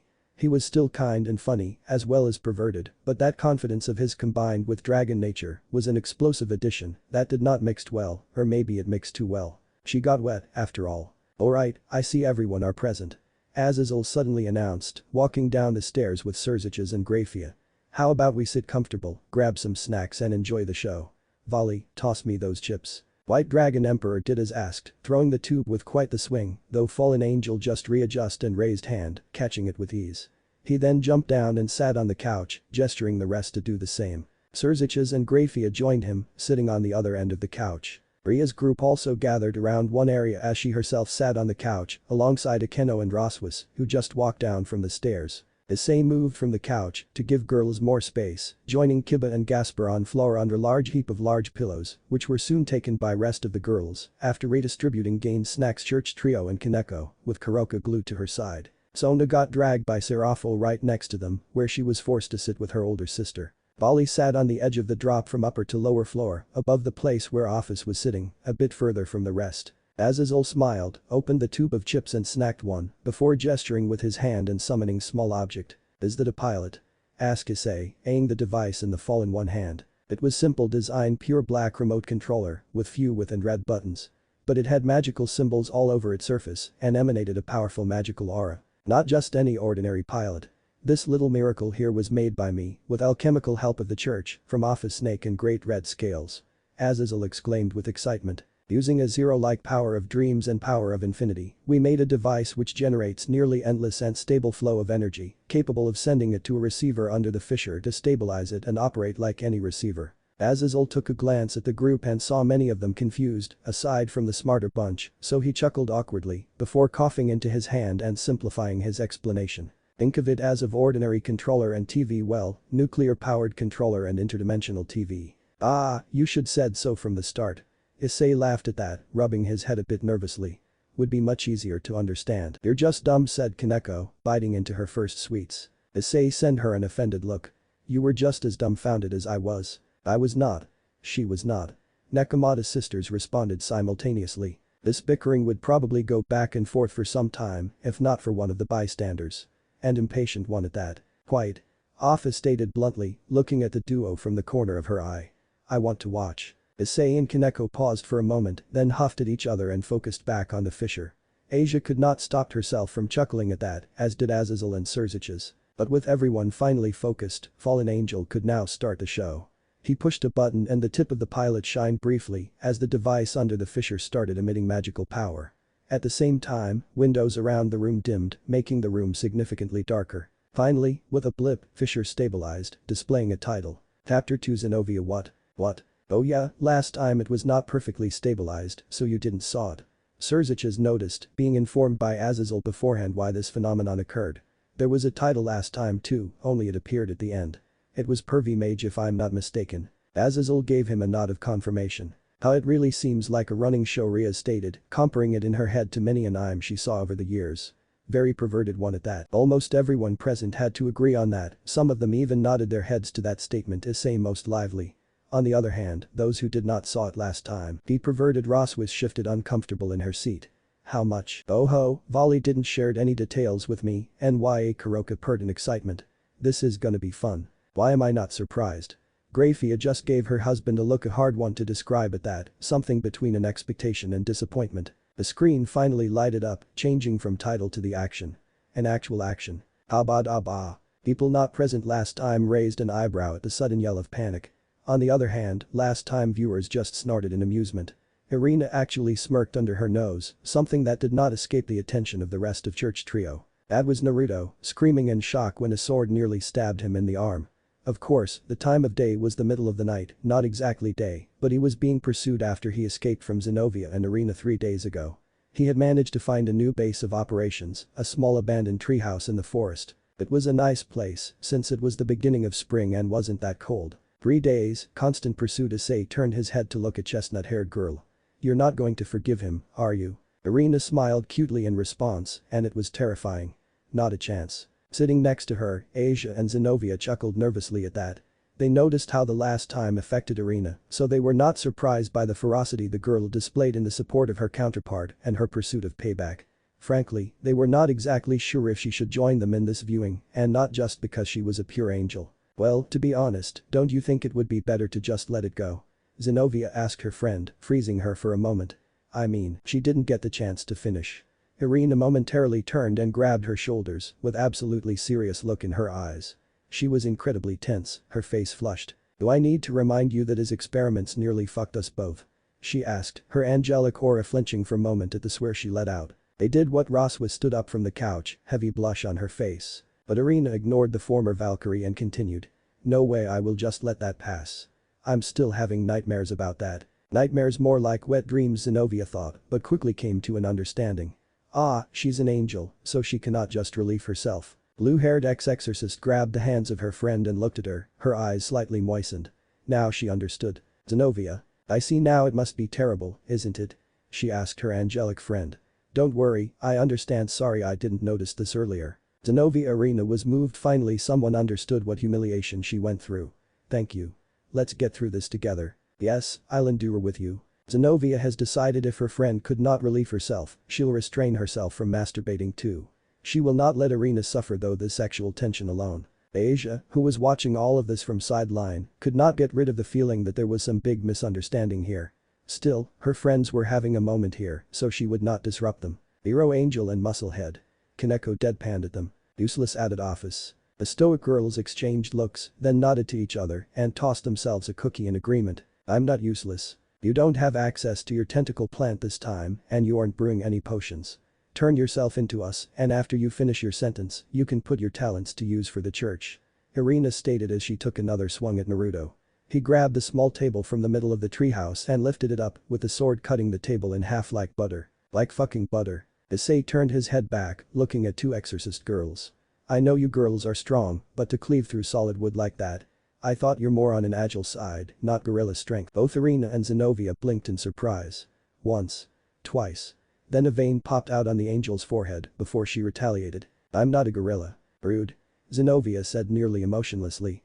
Not incorrect, but I'm also agile. Ice-kun, I doubt those blades are normal anyway, said Kiba, deciding to join and cool down the conversation before his friend will get himself on girl's bad side. I'm pretty sure they are magically enhanced or made alchemically to be far sharper than normal swords. Exactly. Irina pouted angrily.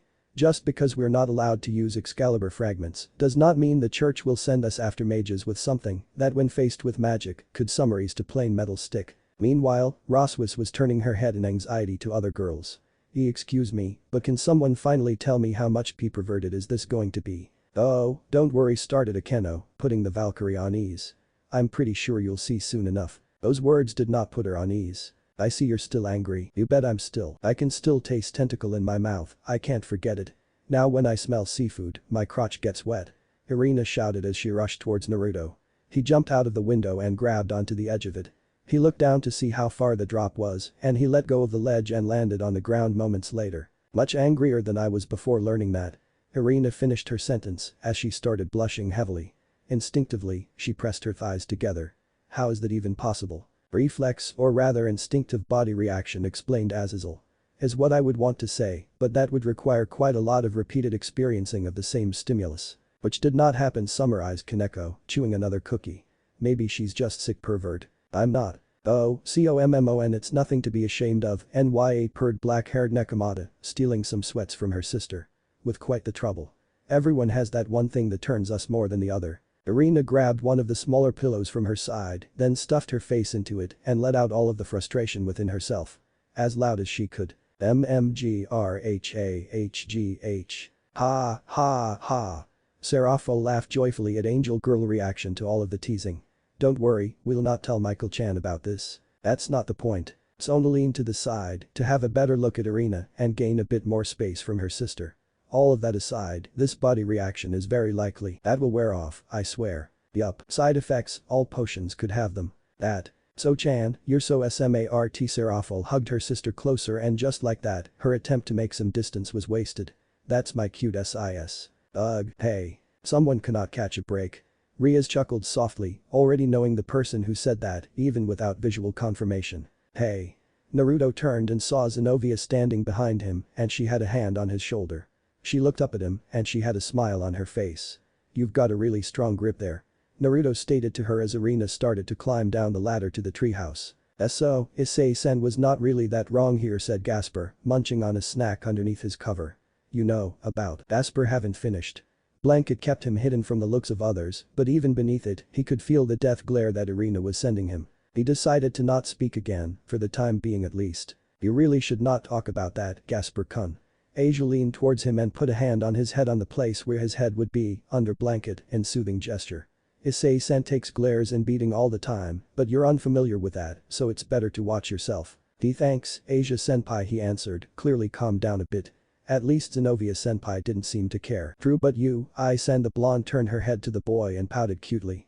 You should think twice before you say something like that. Okay, I will. Her training really put good work to her grip strength. But not my fault that the trans-dimensional transmission agrees with me. Watching the boiling exorcist, girls sitting on separate couch could not hide their smirks. Issei-kun is really stretching his luck today, isn't he? Akeno giggled at the sight, quickly joined by Riaz. I don't think Irina even realized that part was not about her. Only Roswis remained silent, but even she could not hide the small smirk on her face. I'm used to using very heavy broadswords, my grip strength is very good. Want to surrender? I'm swear not to hurt you for the tentacle thing, but only if you surrender right now. Zenovia stated to him and she was biting the inside of her cheek. She wasn't nearly as angry as Irina, the sexual molestation she could handle to some degree. It was the fact that he escaped and she failed her mission that really bothered her. Someone has their priorities set, noticed Volley, speaking for the first time during the session. Commendable. You're not useless, Office praised her. Thank you. Zenovia actually bowed her head at the praises, especially from such powerful people. Irina on the other hand, wanted to throw herself into the pillows and scream once again, but the frustration from Office comments, combined with the anger at Issei insinuations, left her drained to the brink, no longer giving a fuck. This is getting old, she finally summarized. Naruto smiled. Oh, this will be interesting. Issei rubbed his hands in excitement. Zenovia smiled. Tension rose among the watching. Irina got on the ground and smiled. They all leaned forward in anticipation, expecting all hell to break loose any moment now. Naruto spit in Zenovia's eyes. Oh, common. Irina stood up and shouted, pointing at the screen. That was dirty. Few snorts, giggles and gasps of surprise from others went unnoticed by the furious angel girl. Yes, it was Zenovia, agreed with her friend. Still, it worked. I should be ashamed of myself as a warrior. I don't think many people would do something like that. Asia tried to comfort her comrade. He's quite special. Yeah, but it does not change the fact he got me, she responded with a hint of a disappointment of herself in the voice. Should this be normal fight, I would be dead. Iba, listening to their talk, nodded his head in agreement. He as well didn't expected that outcome. He was sure Naruto would pull something up, but failed to predict what exactly. Both of them still had a long way to improve as close-range fighters. Zenovia shouted and let go of Naruto so that she could rub her eyes. With her grip not on him anymore, Naruto took off running. Irina, go after him. Zenovia shouted as she swung her sword with one hand after Naruto. She didn't know where he ran off to, but that was the direction she thought she heard him run in. The judgment, commented Surziches. A bit too late though. The best choice would be to destroy the whole area around, interjected Graphia. Though without magic, monster strength or Excalibur, that would be impossible. Zenovia blinked, unsure if she should feel elated at the compliment of her counterpart's action or ashamed for not being able to react fast enough or being strong enough to put strongest queen plan into use. Don't feel too overwhelmed, it's just few war veterans putting years of practice into use, Azazel joked sarcastically to reaffirm former exorcist on her skills. No chance of competing here without years of battle experience. Why yeah, Irina chased after Naruto. Oh me. Naruto grabbed some leaves from a tree and he pulled a small vial out of his pocket and putting the leaves in his mouth, he started to chew them up. He yelped when Irina ran around him and cut him off before she started to run towards him. Nice. Chestnut-haired, cheered her counterpart. Don't stop now, me. Actually, can we just stop and admire the fact that he's seemingly making a potion on the spot? Roswis noticed the impressive part, looking at the screen with amazement. While being chased by an angry girl with a sword. Won't be surprised if it is not his first time making potion while being chased, Issei clarified, while taking a peek at Exorcist duo, chucking under his nose. Cause this certainly is not the first time an angry girl is chasing him. I wonder how many times it happened though. Akeno touched her chin and thought. Dozens. More. They were chasing him for few weeks, those two stalkers of OURS. Stalkers. Former Valkyrie turned her head to two Exorcists in shock. Those two. So it's true that quiet ones are. We're not. I am going to cut you a little, not enough to kill you though. Irina stated as she swung at his chest. She would hold back just enough that she didn't do any lethal damage. Naruto threw himself to the ground in front of Irina and she watched as he crawled between her legs. Hey. Irina was tripped when Naruto stood back up and tossed her to the ground while standing. Hey. Irina shouted a second time when she felt some of her hair yanked out. Issei sent Irina a deadpan glare as she turned her head away. Her cheeks were blushed from shame. You realize that saying it like that is not putting you in a good light, right? He asked her, pointing at the screen. Even if you're holding back no, it makes it even worse, more creepy. See creepy Irina gasped in genuine surprise. How is that creepy? I just don't want to kill him. Exactly he responded, continuing with the stalker narration. You don't want to kill him, just like a stalker slowly taking on its prey. Roswis actually moved to the edge of her seat in shock, trying to increase the distance from two Exorcists, even just slightly as there was already few meters between them. Ah. Irina noticed the Valkyrie's scared behavior. Roswa-sensei, please, be at ease. It's not like that. I am calm, don't worry. She laughed saying that, slowly returning to her almost stoic state. Just please for now, please, just stay where you are. Both of you. Irina and Zenovia looked at Rose Weiss. They just looked to some degree shocked by her believing that story. Issei on the other hand had hard time stopping his smile from creeping onto his face, hardly believing this joke worked out so well. Even Kaneko cracked a smirk at this. Naruto spit the chewed up leaves into the vial and he put the hair into the vial with it. Putting his thumb over the lid, he started to shake the vial as he ran. He reached into the pocket of his coat and poured some water from a water bottle into it after mild shaking. He then returned to mixing the contents of the vial up, even while running. Jokes aside, he stole a hair from her Sona pointed out, her lips still forming a small smirk. And mixed it into this potion. That could result in some nasty effects. Eh? Irina turned to Citrieris. And nasty effects? Or it could be just a potion that affects you only. She proposed another idea, leaving previous aside. She was already guessing what effect it could be, possible not a nasty one, if she had to bet on it. Pay me no mind. You can't just drop a bomb like that and leave it. Irina pouted at that, feeling like she's being made fun of. Sona, I didn't expected you to show that side of you, teased her Akeno. So sadistic. I'm not, just unsure what kind of effect it is, she clarified, nodding her head to Irina in an apology. Don't want to spoil it with my theories. So-chan, you tease. Naruto turned so that he was hiding behind a thick tree before he jumped into a bush that had some wild berries growing out of it. He needs more time, Rias deduced from his course of action. Or a bit of rest to finish the potion. Irina looked at retreated girl, then turned to the screen and started cheering her counterpart. Come on, me. You cannot let him escape. He went this way. Why yes. He won't escape us for long. Zenovia called out when she and Irina got to where Naruto was hiding, not seeing him right away. Zenovia looked at the ground and she saw Naruto's footsteps rounding the tree. Nice, Zenovia. She cheered up her friend. We'll get him this time, you'll see. Zenovia was a bit more skeptical at that after seeing how he outmaneuvered them previously. Kiba, as fellow swordsman, seemed to silently agree with blue-haired girl. Gasper suddenly perked his head out from his blanket shelter. If he managed to defeat you so easily last time, how can you be certain this time it will end differently? Irina looked at the boy. It was not malicious or angry glare, but Gasper got intimidated anyway. She actually pouted at him for that. He's just been lucky this time, we have the advantage. Daikun is right though. Kaneko stood up for her vampire friend. Besides, it does not sounded like you convinced yourself, aside us, about beating him. We'll see about that. She reassured her conviction. I'll go that way, you keep around the area. Irina saw where Zenovia was looking and she rushed towards where the footsteps started to go. Oh no, Ria sighed, seeing such classic development, remembering what happened previously. You split. You never split in such situation. Oh, common. Irina seemed to finally snap from all of the lack of faith in her. She shifted in her place, rising up a bit to have a better view at the Gremory heiress. How all of you could have so little faith in me and us. How can you two commit such cliché mistakes? Rededed reversed the question, clearly incited by such blunt obliviousness. Is it the lack of common sense? It must be the lack of common sense. Clearly agreed Issei, alongside the vast majority of people present. Irina pouted with teary eyes and face blushed in anger, showing a comically cute expression, while Zenovia just tried to be as invisible as possible, turning her head away and covering face with her hand. Azazel alongside the Mayu pair were the only ones who didn't took a side there. Useless. Office had to add her own 2 cents to the argument. Naruto got out his lighter and he lit it, using it to heat up the contents of the vial.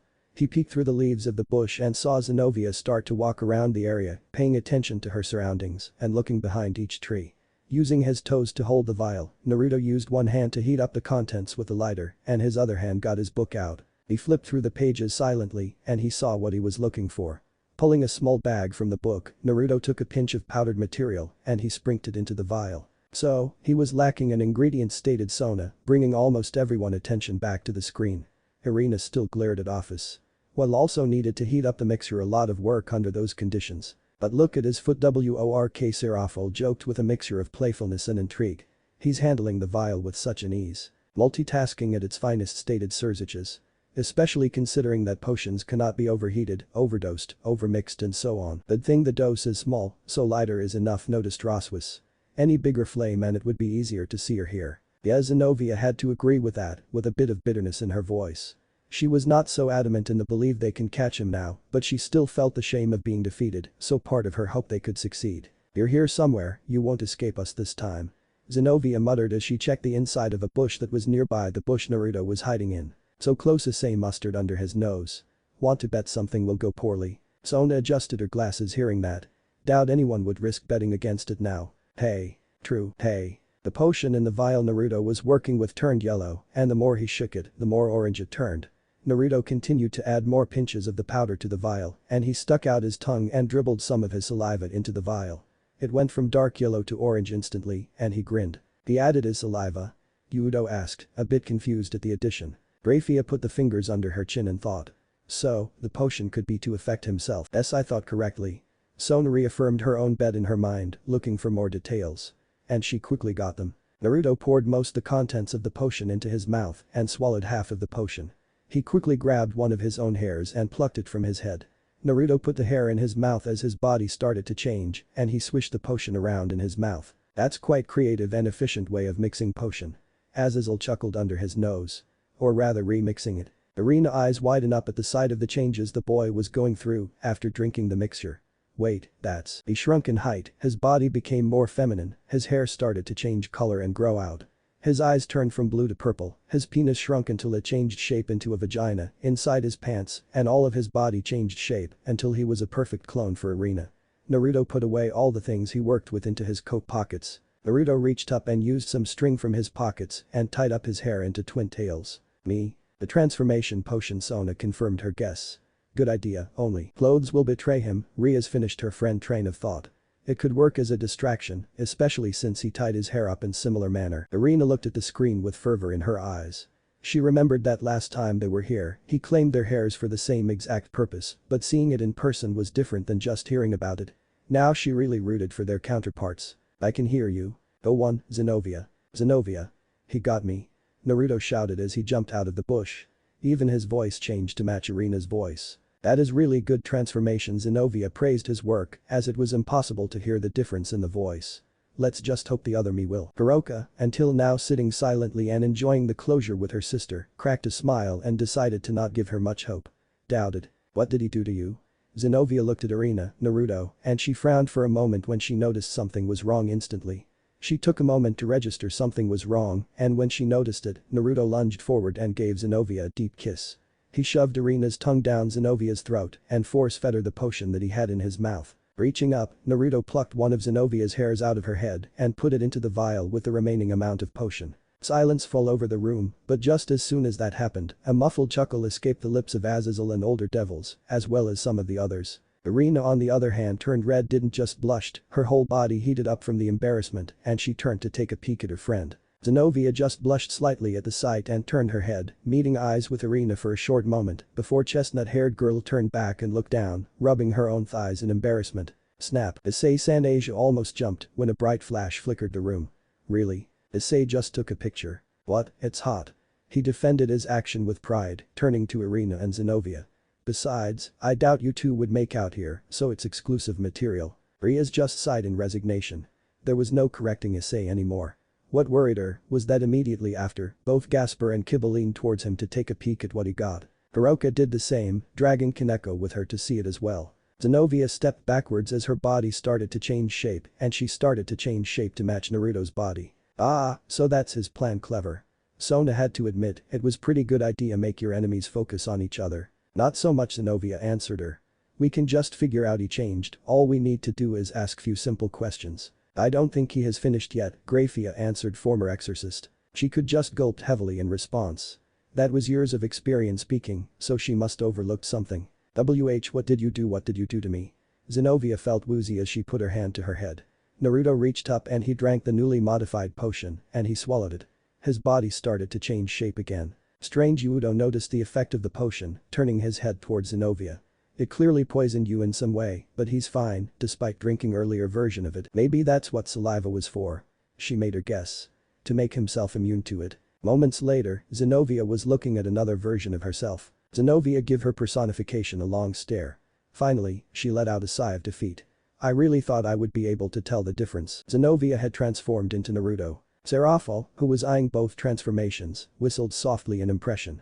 Really solid work, cannot tell the difference even if you look closely. The only possible way to tell would be from uncharacteristic behavior. Surziches finished his fellow Mau train of thoughts. YUP. The Airy Potion, for the next 19 hours, you will have my body, and I will have your body.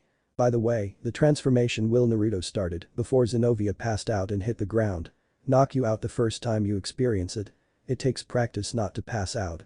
Naruto admitted after Zenovia already suffered from the side effects. Oh, so it wasn't poisonous, Asia concluded. But such side effect. The Airy Potion. Ross was delved into her thoughts, analyzing. Seems like he needed to drink it in quick succession, right after her, but he first used it with Arena hair, and it worked, so maybe it was unstable then. Others in the room also tried to put together their theories about the mixture, but only those with good knowledge could keep up, while only the magic experts had something to actually tell on the matter. If it works on the matter of exchanging body appearances, then 2 people would be required for it to work properly, as Azal added his own analysis. Would also explain the side effect, as it could interfere with body functions. That would make sense, Graphia agreed with the theory. Exchange of genetic material should then be performed with using the same dose of potion. Probably. Sona, Riaz and Akeno were probably the only ones who followed the exchange of theories between their elder, while understanding its content. Vali very likely understood too, but paid little attention to it, just as Office. Naruto leaned down and he started to strip himself naked, and then he started to also strip himself, Zenovia, naked as well. He had some trouble with her clothes, but soon enough he was getting dressed in Zenovia's clothes, and he put his own clothes on Zenovia. Now that I think of it, how do you even get in those clothes? Vali asked the former Exorcist. Like, taking aside the obvious BDSM element, they seem so impractical. The BDSM element, Arena fumed at that. Which part of them? Vali blinked in surprise, simply astounded by sheer obliviousness of chestnut-haired Exorcist. Office just nodded to him to pay it no mind, as if she was expecting this from the girl. He still had to, if just to make her realize. Overall design. Cannot argue with that, especially after seeing some of his Say games, said Zenovia. Zenovia. But they are comfortable to wear and enchanted with magic, it's easy to move in them, and even Arena had to agree to that. Naruto stood up and grabbed Zenovia's sword before put a gag in Zenovia's mouth and tied up her hands behind her back. Clever, just as I said, stated Sona. Don't tell me you predicted all of that would have happened, Sona. Ria sent her friend a rivalry smirk, however she just readjusted her glasses calmly. I didn't know at the time the potion will knock her out, she responded, sending back the same smile at the redeed. However, should I know that beforehand, this would be the best strategy. I'm pretty sure you should came at the same conclusion. Oh my, don't start a catfight, Heri Akeno didn't even pretended to fight back the urge to tease those two. Oh, so Chan. You got him. Odd, please no, Arena hid her face in hands, blushing from embarrassment. It took another 10 minutes, but Arena did show up when she couldn't find Naruto in the direction that she had gone off in. Naruto coughed into his hand before he nodded to Arena. This was beyond embarrassing, she just wanted to disappear, delve under those pillows and melt away from all of this shame. Especially since she already could feel what was coming. Yup, just about. You are useless, Office stated, this time with an actual sentence than just single word. Now. Strangely, Asia finally pouted angrily at lowly Dragon God. Office and, please, could you stop repeating that over and over again? She asked, though aside from furrowed brow, she didn't exclude any form of anger from herself. It does not feel good, hearing that constantly. Arena raised her head and looked at former nun. Asia. Not my fault that the trans-dimensional transmission agrees with me, Infinite Dragon repeated Issei's own words from earlier, then returned to her cookies. At least she is helpful in other situations, unlike someone Volley decided to speak his mind up, glaring with irritation at the black-haired Catwoman on the other side. Hiroka catch his gaze and just stick her tongue out at him. I did, God's grace led me to find him hiding in the bushes.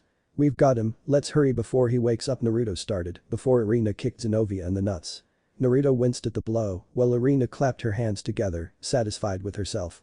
Thankfully, Zenovia wouldn't be awake for another hour or so when the side effects wore off. When she woke up, she was going to be in for a very sore surprise. Unneeded. Let's take him to the holding cell. Naruto used Zenovia's more monotone way of speaking and grabbed Zenovia and hefted her over his shoulder. Every single male in the room grimaced. Even if it was Zenovia who got kicked, the image was of a boy. First off, good acting. Kiba decided to praise Naruto's skills.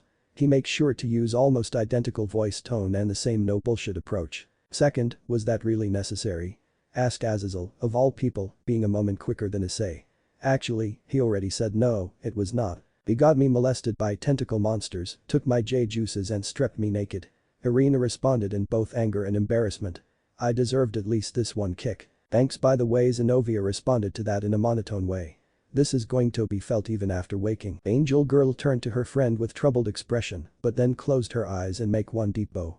Sorry. He noticed that Zenovia had some pretty damn strong arms when he noticed that this body didn't have a problem lifting a grown man. So gorilla strength, Issei pointed out with a victory. Zenovia didn't denied, actually nodding in agreement. Yes, but with agility. Much later. Oh great, I can already see what's going on, Irina stated as screen flickered and moved to different scene. I'm telling you, I'm Zenovia. Naruto switched us, he transformed me into him and he transformed into me. I'm not him. Zenovia shouted out as she grabbed the bars of the holding cell. She woke up only to find herself in the holding cell with nobody else around. Whenever a guard showed up, she would shout at them to try and get them to believe her. No offense, but anyone who would believe you under those circumstances would face heavy punishment, said Surziches with an apologetic tone. Or be sent to psychiatrist. Blue-haired girl just sighed in defeat. I know, but knowing your target is so close, while they mistake you for him, would you not try to convince them to your right? Fair point, but wrong approach. Grafia finished her husband's statement. Exactly. Serafal, as head of diplomatic affairs, decided to join the talk. You're too desperate, sounding like a convict who tries all trick to get out. You should go won them calmly and with logical arguments. As sometimes I wonder if that magical girl and your sister are really one and the same person, said Gasper, seeing the difference between professional Serafal and casual Serafal. Believe me, I too. Shiri affirmed him in that belief. Don't worry, so Chan, my love for you is beyond any logic. Ugh. She saw Irina and her eyes lit up. Irina's eyes also lit up. This will work. Irina, thank God you're here, where you believe me, right? I'm afraid I know the answer to that. Issei chuckled under his nose, getting a glare from Irina. Hey, based on what I saw so far. Yeah right, I bet you're just trying to trick us into giving you your stuff back. Zenovia already left with your stuff to turn it in. You won't be getting your stuff back anytime soon. Irina crossed her arms under her dot. Yeah, that. Told you. Office turned to Asia. Not me, universe states that. Irina just dived headfirst into the pillow, letting out all frustration out into it. So much for figuring it out by asking few questions, stated Yudo, having a small smirk on his face. Different situation, but yeah, Zenovia sighed, regretting her previous words. Well, he's pretty much free now. Not pretty much. Azazel barely kept his laugh at bay. He got out in style. Zenovia started to shake the bars. That will probably not help, Asia chuckled nervously at the sight. Actually, it'll probably make you less believable. I don't think other me cares at this point. He escaped then.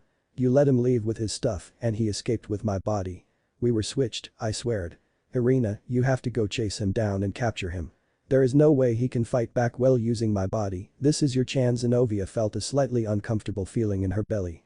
It grumbled for a moment and Irina looked at her with a raised eyebrow. And now comes the part where regret and guilt will seep in, said Akeno, covering her smirk with fingers.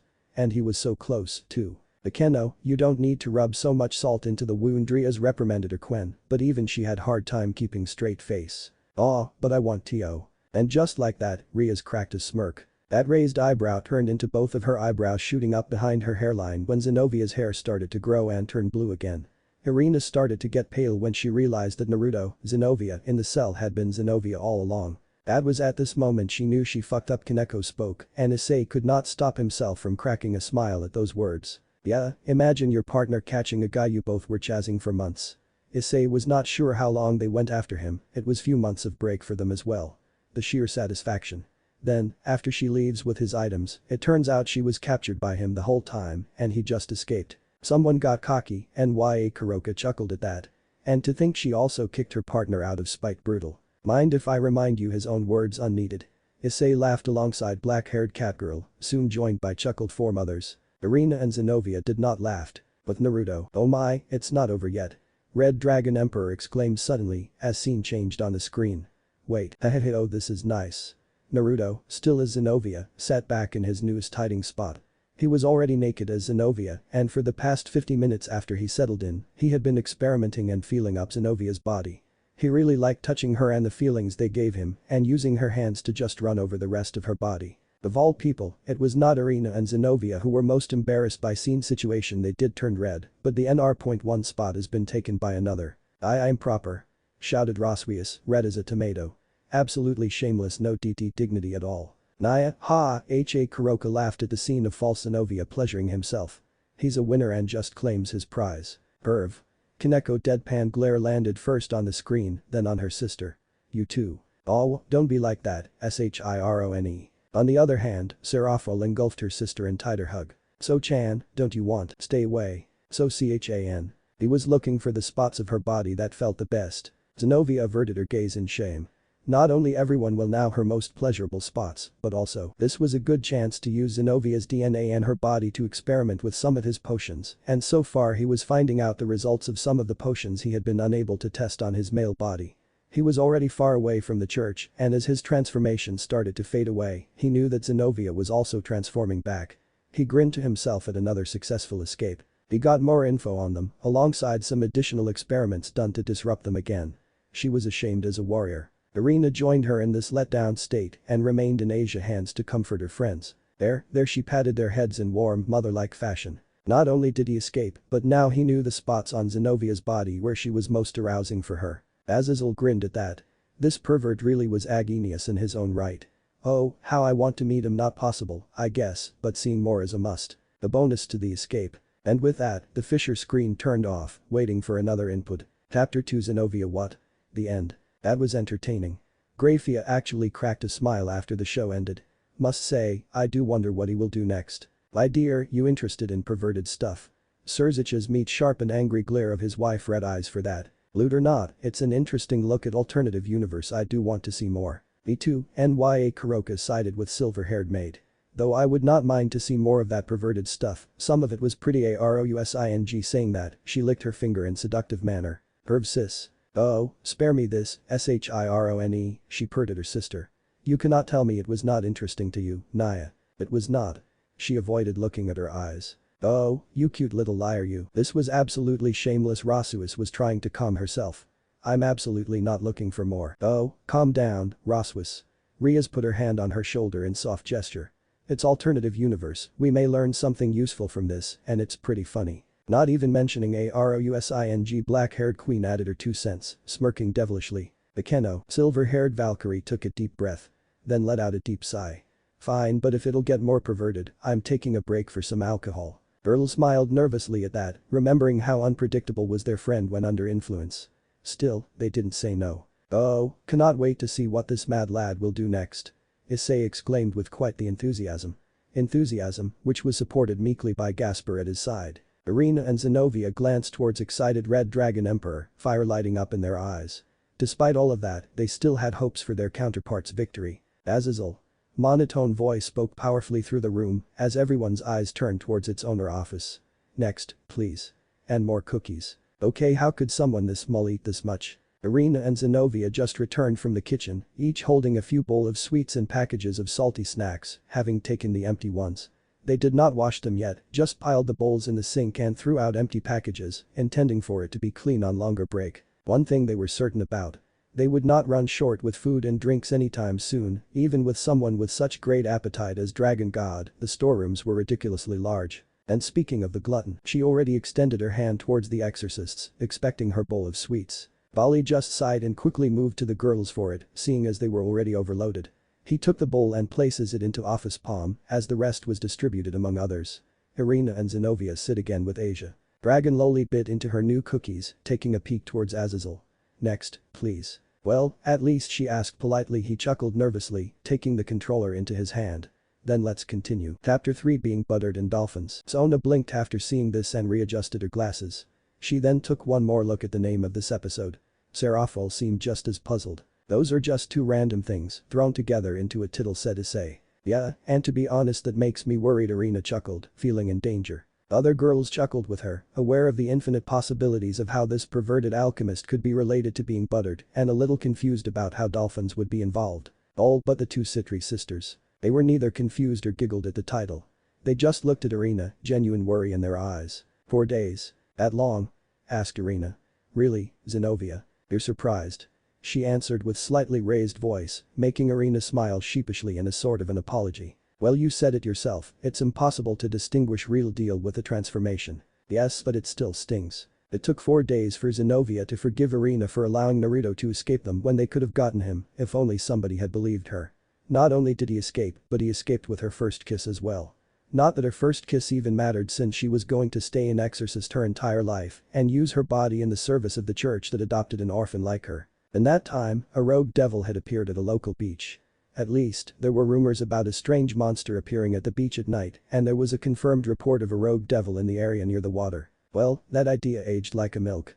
Issei pointed out her decision of staying an exorcist. Both of them, actually. Not by my choice, mind you, she pointed the fact of being kicked out from the church.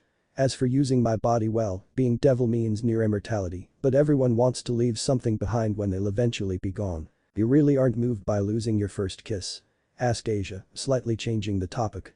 I would be more concerned. Meh, just a detail she answered, taking a look at the screen.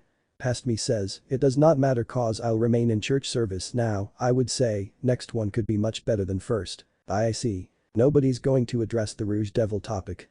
Asked Yudo. Kaneko turned her head towards the knight, with her sister looking at them curiously. You think how big are chances it's Naruto's doing? I would say big. I said I was sorry, can you please talk to me? It will be hard to track the stray devil without you talking to me. Irina begged Zenovia.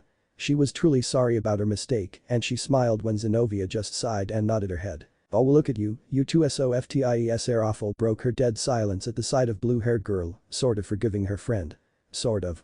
Now, just hug each other, then give yourself a big smooch. Hell no. Why? Both girls reacted at the same time, turning their heads towards Leviathan, who just winked and stick out her tongue. Would be pretty hot. Issei just had to fuel to the fire. Both exorcist girls turned with a deadpan expression towards Red Dragon Emperor, while Magical Girl did so with sparkle in her eyes. I know, RIGHT. Sona didn't even sigh, just rubbed the base of her nose in irritation. She was certain, felt it in her gut, it would not be the last time that feeling will be surging in her. She had failed the same mission twice now. And overall, failed more than few times stated Issei, but just as quickly he grabbed his chin and started to wonder. Or maybe it's in dozens already. Won't be surprised said Azazel from the other side. Especially with what we've seen so far and how he performed. This is our second failure on a mission that should have been easy. Guess we're way more suited to monster slaying. Zenovia just wasn't as intelligent or creative as the man they were trying to capture. Even when they were chasing after him without it being a mission, when they heard rumors about him and just went after him to stop him from causing problems for the public. Now it had been 2 failed missions. It weighed pretty heavy on her mind. Riaz nodded her head and looked towards Zenovia, understanding how frustrating her own failure must have been. At the same time, she saw the problem with this mission, that is the overwhelming trickiness of their opponents sometimes, area of expertise was the winning or losing factor in a matchup, just as being a jack of all trades, not always guarantee you a chance at victory. Zenovia and Irina were both good fighters, as well as loyal, but they were pretty dense and straightforward, outsmarting them was not the hardest of challenges. Especially when they were limited by no-killing approach. You could use a bit of creativity stated Graphia, getting attention of many around. Thinking outside of a box how my attack can affect him, if I cannot hit him directly, how to distract him, and so on. You are a good fighter, both of you are, but you're too focused. I see blue-haired girls responded softly, taking the advice of the strongest queen to her heart. Thank you very much. Isn't this beach known for sharks appearing this time of year? Irina changed the subject. Talk of failed missions always bums Zenovia out. Smooth Kaneko noted, opening a chocolate bar. As Kuroka leaned forward, trying to steal a bite out of it, she snuck it closer to her chest in protective manner. Not so smooth. Hard to not get alerted when those large melons are being pushed on your back. Dolphins actually, they are very beautiful. Griselda took me and the other kids to the beach here once, before my training started. Zenovia explained as she walked on the beach. It was just as beautiful as she remembered, though with nobody on this part of the beach, it was very calm. Stray devils only ever came out at nightfall or when the sun was going down. Devils had their powers slightly weakened during the day, and stray devils experienced even greater weakness during the day, to the point that by instinct they only came out at night. Asia could not hold her reaction to this. That is cute. Sister Griselda really do have a soft spot. Zenovia smirked nervously at that, as did Irina. Yeah, when she's not training you, lecturing you, punishing you. The twin exorcists seemed to drift away into their own thoughts and not funny memories, giggling and unease they remembered. Former nun could not stop herself and gave them both comforting head pats. Riaz took a look at their group and smiled. Nakaushu kept sisters bantering about chocolate bar. Church trio were recalling their old times and male part were partially frowning over them and touching the stray devil topic, but then Redhead raised her eyebrow, intrigued. Sona and Serafo were silent. Not only that, they were death staring at the screen. Riaz tilted her head in surprise. Sona never gave much of a reaction to any mention of a stray devil, so why was she so agitated now? And why the same could be said about her older sister. Akeno noticed that as well, but when she turned towards her queen, the only reaction she gave was unknowing shrug of shoulders. It sucked, but for exorcists they were forced to hunt stray devils at their most powerful, since they were very good at hiding themselves. Surprising, since stray devils that ate human flesh mutated and took on an inhuman form. That is one of the strangest things about those mutants, Issei noted, crossing arms on his chest and tilting his head to the side. They go all crazy from power, yet when it comes down to hiding, they are surprisingly good at it. I would say it's instincts. Volley responded to his destined rival. Their very nature changed when they evolved violently, so certain behaviors had to adjust to them. Plus, there is also a stress factor, and they very likely are aware of dangers lurking around, at least in some unconscious level. Would be so much simpler if they would just run amok. Zenovia began thinking about it, earning eager nods from Irina. Sure, they would no longer restrain their power to hide, but we could find them quickly and assault them en masse, overwhelming and executing them swiftly, far less casualties in exorcists. Novices didn't catch this tiny detail, but every even slightly experienced person in room looked at the two dum-dums. Finally, it was Grafia who decided to point out one very big issue with this idea. You girls realize that stray devils running amok in public would be a bad idea, right? She had to ask as politely as she could. Mass panic, random casualties of any kind, fuck. Silver-haired maid sighed, accompanied by her husband's giggle. You did not. It sucks we can't use our Excaliburs when we hunt. Irina was about to say Naruto's name before she noticed a fire on the beach. She saw two shadowy figures, one was a large one laying on the ground and the other one was a male-shaped figure that was sitting at the fire, holding something above the fire. The second shadow was close to the water though, and she just shrugged her shoulders. Yes, we should tell those people to leave, huh? Irina interrupted herself and gestured for Zenovia to look at the fire and the shadowy people. Yup, you should or this could get nasty, Akeno stated, remembering all the time they dealt with stray devils. Always a pain in the ass, with quite a lot of collateral damage. Issei himself shuddered at the memory of Visor, quite a beauty, at least the top half, until she went berserker. Monstrous claws, deformed chimeric body and acidic milk. Not a pleasant memory. But she did had a nice pair of pervert. Issei make a sharp turn towards Nekashu's sisters, looking at the younger one with wide eyes. Could you please not read my mind? To be honest, Kuroka interjected, all we did was looking at your face. You know you have this lecherous smile when you think of something perverted, right? He blinked in surprise, then looked around at others, seeking some sort of defense. He got a shrugs from Kiba and Gasper and nervous smiles from Church Trio. It's that obvious. Yup. Serafo confirmed it bluntly. Kind of like a hentai antagonist. Kaneko smiled victoriously at Red Dragon Emperor. See? Damn, eh? Zenovia squinted at the figure sitting in front of the fire. The other Zenovia did the same, her eyes then widening in understanding. Just like her counterpart, she recognized this person sooner than the rest. That figure looked familiar and recent. Wait, that's Asia, started uncertainly, getting a nod of confirmation from Zenovia before she could even finish. Oh, Irina has realized it herself as well, as she slumped into the pillows and rubbed her forehead. Oh no, others began recognizing the silhouette as well. And let civilians get in the way, let's go, eh? Irina stated when she got close enough to make out the jacket on their fellow and very familiar teenager. Her eyes widened and she made eye contact with Zenovia. Kaneko let out a sigh as she bit into another cookie, cracking it in half. He's up to something again. Possible, actually, very likely. Sona quickly corrected herself as her eyes wandered to the larger figure. But what is that thing? Backpack, maybe? Kiba proposed. Or some kind of cauldron, you know, for brewing potions. As they spoke and theorized, Riaz giggled alongside Akeno. Next to them, Ross was covered her face when it hit her who was next to the fire, looking at the screen with wide eyes though her fingers. "Oh no, it's going to become perverted, right?" she asked worried. "Right." Azazel could not keep himself from laughing out loud at that reaction. Zenovia put a finger to her lips to tell her to be silent. It was Naruto, and this was their chance to get him. Issei crossed arms on his chest, shaking his head in disagreement. "You girls just won't let go, huh? He's making illegal magical experiments in the center of the Italy, the land under direct church protection." Irina rebuked with annoyance in her voice, turning her gaze towards her childhood friend. "Not to mention his perverted actions. What we're supposed to do, forgive him and go our way. Isn't it like a Christian thing to do?" Not when he would repeat it over and over again. She rebuked him again. "Forgive and forget, sure, if he would regret what was done and wanted to change. It's not a pass to avoid responsibility. Besides," Zenovia interjected, "he still peeped and stripped people in public. There is no excuse for that." Issei did not answer. That was something he himself was guilty of, so he would rather not remind them about that right now that they were so agitated. "So basically what Ice-kun is doing, right, dude?" Issei turned his head towards Udo, who was smiling in a purely innocent way. "Uncool." Naruto sat in front of a fire, adding sand to the potion he was working on at the fire. It was yellow, but it needed to be a more rich yellow. The sand at this beach was particularly rich in the minerals that the potion needed. The shadow next to Naruto, the creature he was tending to, let out a pitiful moan and he reached out and gave it a soothing pat on the side. It was a dolphin, a very large adult dolphin, and not only had it been beached, but it had a strange, infected bite mark on its side that dripped with an almost black venom. The veins all around the bite had turned pitch black and the dolphin's ripped-off tail was only now starting to grow back when he gave it a potion to regrow its tail. "Oh my god," Asia let out a surprised and worried gasp, covering her mouth with her fingers.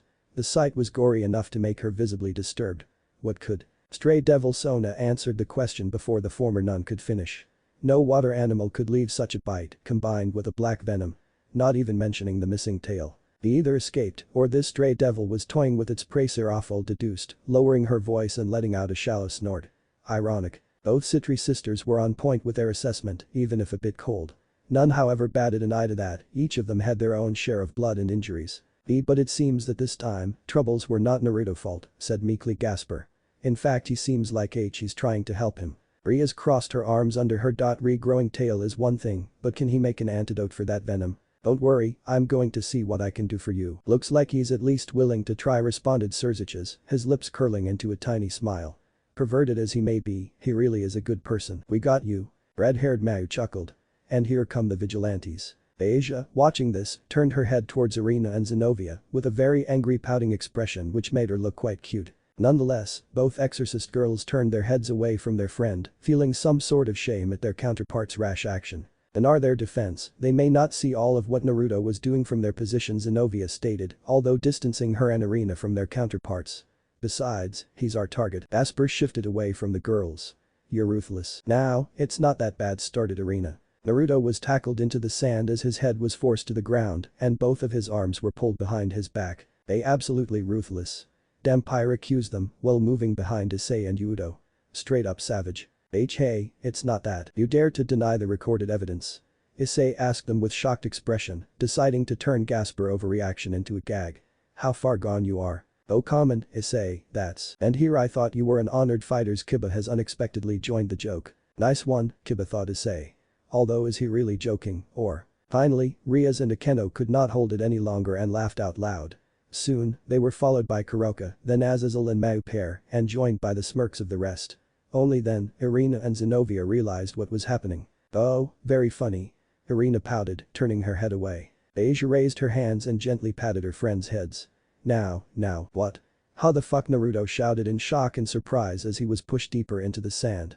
He had been so focused on his potion, he hadn't heard anyone approaching, and even if he had heard them, it was at a beach with a rumored monster in the middle of the night. He wasn't expecting anyone to come to this beach. "I'm sorry, he didn't pay attention to anything around him." Volley asked after a moment of pause to take that in. Quoting. "At beach with a rumored monster in the middle of the night, he didn't pay attention." Well, Surziches tried to find out a possible explanation for blonde-haired boy apparent recklessness. Stray devils aren't exactly subtle in their approach, usually filled with their pride and greed. He may have been on lookout for that instead of sneaking enemies. But still, Ollie. Off a soft, emotionless voice made the White Dragon Emperor turn his head towards Dragon God. "Shut up." Issei could not hold it. He straight up burst out into laughter at the sight of his prideful and powerful rival being shushed by a lowly, world-destroying dragon lowly. So it was you. You were the one who was making weird things happen at the beach. Irina shouted out as she used her Excalibur mimic. Since this was a demon-slaying mission, she was allowed to use the sword to make a rope and tie up Naruto's hands behind his back. We got him, Zenovia. Yaay Azazel. Emotionless applause said all that needed to be said. He didn't even try to hide how much this outcome sucked in his eyes. Way to kill all fun. Hey. Right. Issei accompanied fallen angel remark, nodding his head in thought. Not to mention how underhanded this was. Common. And does she really think that Naruto just bit off the dolphin tails like that? Akeno joined the teasing.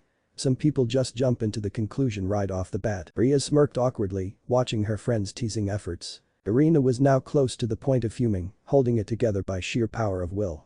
Zenovia just kept her eyes averted, still taking a peek from the side of her eyes at the screen. Azazel visibly enlivened at the short silence. Oh ho, seems like someone's finally catching up. He's not the monster of the beach, and I don't think he's connected to it either. Zenovia looked at the dolphin that was regrowing its tail. She looked at its bite mark and how it had a demonic curse on it. She looked at Naruto, who seemed to be brewing some kind of potion, and she untied Naruto's hands. You can continue, our mission tonight isn't to go after you. Whatever you are doing to help this dolphin, hurry up, there is a rumored stray devil in the area. Zenovia spoke freely of their mission. The boys, that is to say, Yudo and Gasper alongside Azazel, turned their heads towards the blue-haired exorcist and nodded in recognition of her action. Seeing that, she could not help herself from blushing, just a little. I'm a bit conflicted here, said Vali, eyeing the situation. On the one hand, there is a stray devil out there, so freeing Naruto possibly saves his life and adds you an ally in case of a fight. On the other, he's a guy you straight up cannot catch, no matter how hard you try, so you may have just lost your one and only chance at getting him. Irina visibly cheered up at that. I know, right? Lucifer descendant ignored her comment. Personally, I would take the risk and kept him tied. You always are so uptight and victory-focused, that's why you never got yourself a girlfriend. Azazel waved his hand in dismissal of Vali's idea. He's trying to save an innocent creature, show some respect to that. Innocent? Fallen Angel Governor blinked in surprise, then looked around. He was certain he heard something somewhere from the direction of the group sitting on the pillows. Or was it just his imagination? This boy was a mage to some degree, he had to be aware of the supernatural. Not to mention, it really was not their mission to capture Naruto at the moment, and a stray devil took higher priority over Naruto anyway. Well, that is a sound logic, Surziches noted immediately. I do admit, keeping the boy captured would be most optimal outcome, but you have to know your limits. He may struggle to get out, keeping one of them occupied, while stray devil could deal with the other, and so, all of them would perish. Irina raised a finger to argue, but then slowly let it down. Even with Excalibur fragments, if their focus would not be solely on fight, they may have met their ends. They were trained and enhanced by church and angels' blessings, but they were still humans. One fatal blow and it's all over. Oh come on, we got him right here. We can take him. Irina fidgeted in her place and pouted. As much as she shared her counterpart enthusiasm, there was a doubt in her now. She was willing to give her life in service at that point of her life, but dying because of being stupid and cocky. She would die because of her pride. Absolutely shameless for an exorcist of a church. Stray devil, huh? And here I thought that the monster might have been well, it doesn't matter what I thought. I heard rumors of a sea monster and wanted to see if I could harvest some ingredients from it. Naruto was a little surprised that the monster of the beach was real. Naruto got his book out and he took out a bottle of holy water. He did something there, right? Asia asked with sheepish smile. Seems like it's not related to Dolphin, but I knew he was guilty. Irina whispered angrily under her nose, biting her nail in annoyance. And you just let him out. Hey, there is still a stray devil there. Zenovia defended her counterpart, this time with full dedication. Besides, this dolphin isn't looking so good and only he can do something about it unless you know some healing arts you did not mention. Irina pouted again at Zenovia, confirming she did not. Injuries are one thing, but this black venom and curse seeping are true problems, said Graphia, knowing her own bit about strays. Though he seems prepared to deal with it somehow, judging by this holy water. Zenovia glanced at it. Holy water on its own won't be enough, judged Roswis. For curse alone it may work, but combined with the venom and seep so deep he may need to brew an antidote, quite potent one at that. Where did you get that? That's a good question. Zenovia tilted her head in confusion. Unless, maybe he took it from your things when he changed into you in the last episode. Kuroka guessed, having a brief pause to think about what they are watching. Actually, can I call it an episode? Why not? Asked Riaz, with a bit of excitement in her voice. It's almost like an anime. I'll sign under that. Azazel himself proclaimed proudly, with a wide smile on his face. I'm just borrowing it for research purposes. Naruto stated as he looked away from them, his eyes shifty. I might have gotten it from you. Naruto did wear Zenovia's clothes, and that came with some of the items that she had been wearing at the time. He figured the holy water would come in handy for something. Yup, it was yours. Kaneko did not even peek at Zenovia, just stated the fact with absolute stoicism, licking a new lollipop. It seems he had some plans for it than her ideas, at the very least. He looks also a bit nervous, said the nervous vampire trap. But he didn't do anything wrong, alright. I guess he's a bit cautious about Zenovia reaction, concluded the only male swordsman in the room. Considering that, well, he did steal it. But that's just holy water, Asia pointed out. You can get it at church, freely if you are part of it. That's nothing to be irked about. Blue-haired exorcist sighed resigned. It's more about rules, doesn't exactly matter what, but he stole from me, it may be a bit petty, I admit. Holy water was a great ingredient for demonic venom cures, being perfect at destroying curses and other such demonic power-fueled problems. Yeah, works great at halting regeneration as well. Issei noticed with a proud smirk on his face, remembering his victory over Riser. Well, at least devil-based one. He had no idea how other forms of self-healing worked. As far as he could guess, holy power could even strengthen it further up. I doubt it would cause more than make Riser flinch in normal situations, Akeno clarified his assumption immediately. But your boost did make it quite potent. The face he made when it splattered all over him. Riaz chuckled nervously, Roswis pinched the base of her nose. Akeno was blushing and licking her lips as she was saying all of that. So, you hear about a monster and your first thought is to come check it out? Irina asked in deadpan. Irina deadpanned as well, pointing her hands at the screen. Exactly. Who in their right mind does that? I mean, it seems he thought it was his experiment. Asia pointed out with awkward smile. So, but that was not a certainty. She nearly shouted in response. All of that teasing and tension was clearly piling on her. For all we know, it could be sea monster, and we know for sure it's a stray devil. Was he an idiot? Exactly my point. Zenovia put a hand on her friend's shoulder, gently rubbing it in calming motion, hoping it would allow her to relax, at least just a bit. Asia repeated the motion from the other side, a slightly tense smile on her face. Irina really was close to the point of boiling her straight-up outburst. Remember, there is nothing more terrifying than a skillful idiot with a lot of motivation, Azazel remarked with a cheeky smirk. He earned a death glare from Irina. Hey. My mom's notes say that sea monsters have blood and organs that make for great potion ingredients, and if it was a kraken, then I could take part of a tentacle and use it to create an entirely new breed of tentacle plant. Naruto shouted at the very thought that he was being stupid. Yeah, he could be stupid, but he had legit reasons for coming to a beach with a rumored monster. Especially a perverted motivation. Issei added with a wide smile of his own. He too instantly earned a death glare. From Irina, yes, but also from Kaneko. Petite girl eyed him cautiously, making him a bit uncomfortable until her gaze was taken away by the buxom catgirl. She pulled her younger sister deeper into a hug. "NYA, don't be so uptight, Shirin." She laughed in a cat-like manner, patting her younger sister hairs, to her annoyance. It was about tentacles. It's bound to be perverted. Kaneko had few words hanging on the tip of her tongue to fire back up towards Kuroka, especially for her immediate mindset of tentacle equals perverted, but decided to just scoff in annoyance at her. Black-haired Nekashu laughed even harder at that response. To be honest, I'm more surprised he's self-aware, she said, after finally calming down. Dense people tend to not see it in themselves. Bali sneered at his female companion remark. Talking from experiences. Yeah, with you. Girls around her giggled at that small fight, even the two participants snorted after a moment. Plato used saying I know that I know nothing. And I guess that could apply here as well, said Azazel, smirking as well. The boy knows his own weakness. He showed up and there just so happened to be a dolphin injured by the monster. He took samples of the poison and added it to his ingredient collection, and as his thanks for the new ingredient, he decided he would save the dolphin's life. Irina sighed. Well, points to him for being a good guy. Despite being a pervert. Kuroka teased the angel, clearly unable to pass that opportunity. You seemed pretty resentful so far, Naya. Oh, my grudge did not disappear, I assure you.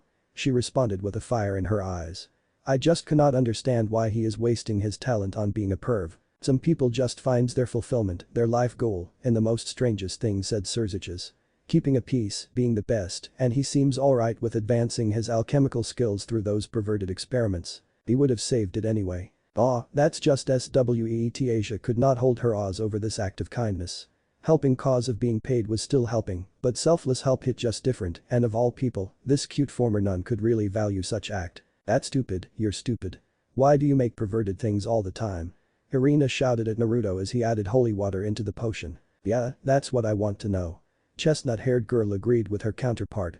Like, I get he's improving his alchemical skills, but why all he does is so depraved? Have you ever seen an alchemist at work before? Azazel asked her, leaning on the couch in the girl's direction. It's super boring work. Is it really? Irina raised an eyebrow suspiciously. Seems like a lot of fun to me. Practical stuff can be as fun as it is dangerous. Roswitz joined their discussion. But before that, you have to study all involved ingredient, formulate and compare theories, gather stuff, prepare equipment, and then afterwards there are notes to be made, clean up and act. Ah. I bet he just wants to spice up the alchemy itself before otherwise it would be too boring for him to bother with. Issei put out a theory of his own. Very likely. Irina just gave up, overcome by literal flow of counter-arguments. Massive amounts of smoke came out of it before it turned a shining gold color. The effect was instant and Naruto clapped his hands together, his eyes sparkling. Naruto grinned and used his bottle to scoop some out. Oh? Seems this mixture was a success despite initial outburst. Surziches leaned forward, with elbows resting on his knees and hands crossed, resting his chin on them. He seems really excited about this, for some reason. I would say he's interested in how effective is the antidote, but Graphia stopped for a moment, took a long glance at the screen and the blonde boy. She sighed. After seeing his actions so far, I have my doubts. Irina chuckled at that. Why was she again feeling in danger? Here you go big guy, this is going to hurt for a couple of minutes. Naruto opened the dolphin's mouth and poured the mix into it.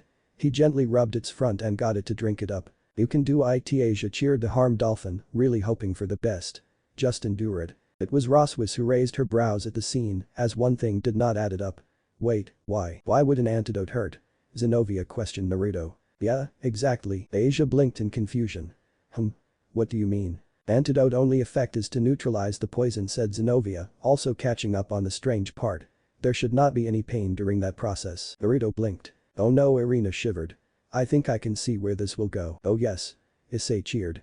I think that's the case, it's definitely not an antidote. Everyone, including Sona and Serafal, focused their entire attention on the screen. Antidote. I don't know how to make those yet, I can only make antidotes for potions that I made. If I tried to make an antidote for anything else, I wouldn't have a good success rate.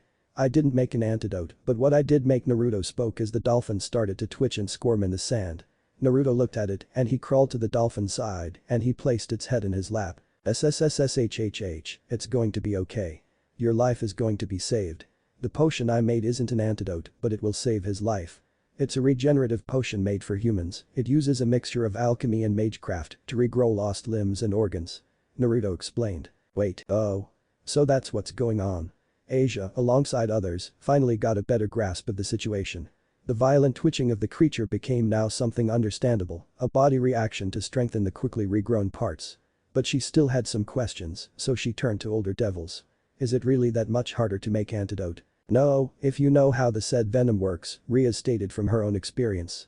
But in this case, I guess he has no idea what was exactly at play, aside from the curse still, I would think it would be easier to figure out an antidote than that kind of potion, she finished with a whisper. Wait a minute. Roswitz repeated her call and stopped their conversation, a very uncomfortable and nervous smile on her face. This potion is made for humans, right? That's what he said. Kaneko deadpanned her. And? If it's for humans and he knows it, then he must have modified it, she noticed, her lips twitching. What do you think will happen when he'll give it to an animal? Everyone froze at that, slowly turning their head towards the screen. Only Irina covered her face with hands, shaking head to the sides in denial. No, no, no. The dolphin started to transform. I knew it. She cried out in her own misery. Seeing this, Kaneko opened up a can of Coke she had in her pile of sweets, rising it up in a cheering motion to Irina. She was the only angel in the room and seemed to take all of the perverted stuff quite hard. Kaneko had a feeling, kind of supported by what they saw so far, that her counterpart will be taking most of Naruto perverted experiments. She was cheering for her well-being and purity during this show. Its torso started to change shape and become more muscular, and its flippers began to lengthen and become thicker as fingers started to grow from the tips. Then, webbed hands grew out of the tips of the flippers where the fingers started, and soon enough 2 large and masculine arms grew. Legs were next, with large flipper feet. The entire body of the dolphin started to take a more humanoid shape, but with its head becoming far more dolphin-like. Its skin never changed into human skin and stayed as dolphin flesh. Its facial features shrank though and became far more human in appearance. It kept its tail, but the tail came out from above its new humanoid waist. Wow. Gasper Mustard with his eyes glued to the screen. No wonder he was in a lot of pain, that's a lot of changes. He seems to be slightly bigger than before. Udo pondered at the difference in size. Must be additional muscle mass and limbs. Wonder if that's the only change. Nya Kuroka purred and licked her finger. He seems pretty. Chop. Kuroka immediately leaned back in shock, her eyes squinted. Kaneko karate chopped her with quite the force, seeing a slight blush at the black-haired girl's face and realizing what she was thinking. Herb sis, she muttered, taking another sip of her cola. The others were still taking in the transformation. They were witnessing some in awe, some in fear, some in arousal and some. The dolphin finished transforming into a dolphin man after a couple of minutes, leaving a shocked Irina and Zenovia to witness the birth of a new species of monster. Oh, hell no. That is absolutely unacceptable. BFFFFFT. Kaneko spitted out the coke in shock, violently turning her head with her eyes wide open. Her sister pouted, intrigued, following her gaze. Others turned as well, either surprised themselves or simply interested in what was going on. Irina herself seemed to forgot about her embarrassment and frustration for a moment, and even Vali and Office turned their heads towards the owners of these two voices. That is, Citri sisters. Everyone were silent.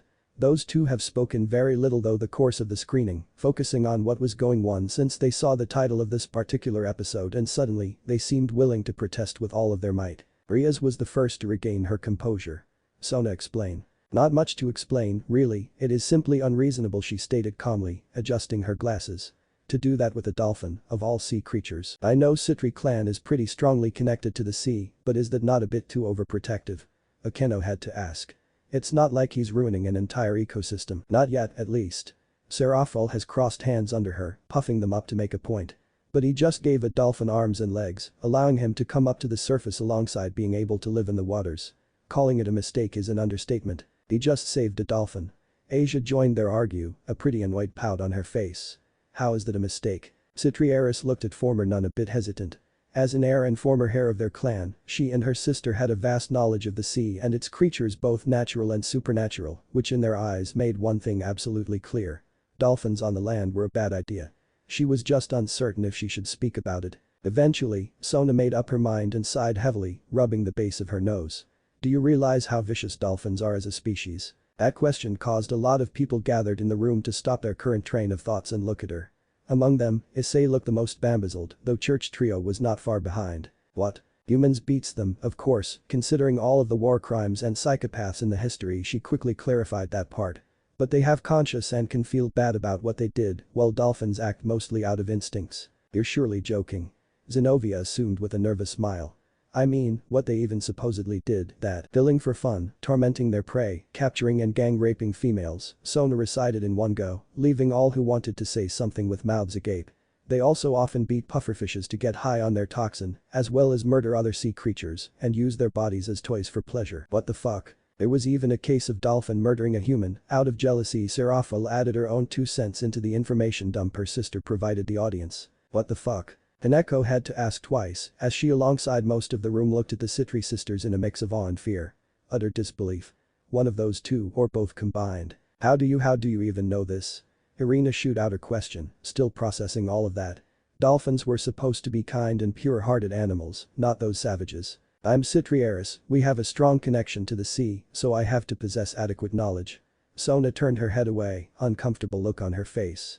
Also, So-chan used to play with dolphins during summer break. Serafal spoke in a typical older sister way, causing her little sister to panic and blush a bit. Then one day, I decided to join her, and let's just say, for the next few days, it was possible to practice skating there. Riaz looked at Sona, her mouth still agape in disbelief. She herself got traumatized by camel in her youth, and that was just a bit scary experience compared to what Sona would witness should her sister not defended herself. Yet she didn't seem traumatized by dolphins on their own, rather by the idea of them moving onto the land. Which Naruto enabled. Younger Citri sighed to calm herself, then looked at the rest of the group. They still were trying to comprehend what was revealed to them. Was that enough of an explanation? Others just nodded their heads in uneasy agreement. Meanwhile, Asia swallowed heavily, trying to get over her nervousness. But it does not mean this dolphin will be the same, she said, gaining the attention of everyone present, but most importantly attention and intense gaze of Citri sisters. Humans also do horrible things, after all, but not everyone. Asia, I never thought I would say this, but you're too pure for this world. Sona smiled dryly at the former nun. But unlike humans, dolphins does not have a conscious blonde-haired beauty, finished the girl's own words. Right, but this dolphin has been changed. He's more human-like, so may have human-like conscious, we cannot be sure until we'll see. Maybe either way, I'm content for not finding out if that's true first-handed.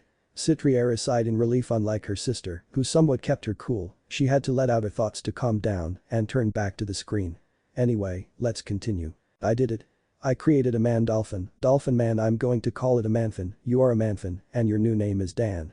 Naruto celebrated his victory. The manfin Dan started to get control of himself as he began to experiment with his body. Everyone looked at the scene with quite the unease, which was not unexpected considering what they just learned. Still, it resulted in pretty heavy atmosphere. He's just like a baby, joyfully said Asia, being the only person who looked past all of the revelations and treated Manfin as a blank page. And Naruto seems quite proud. Thankfully, her positive approach managed to dilute the anxiety felt in the air, allowing others to lay back and enjoy the show more.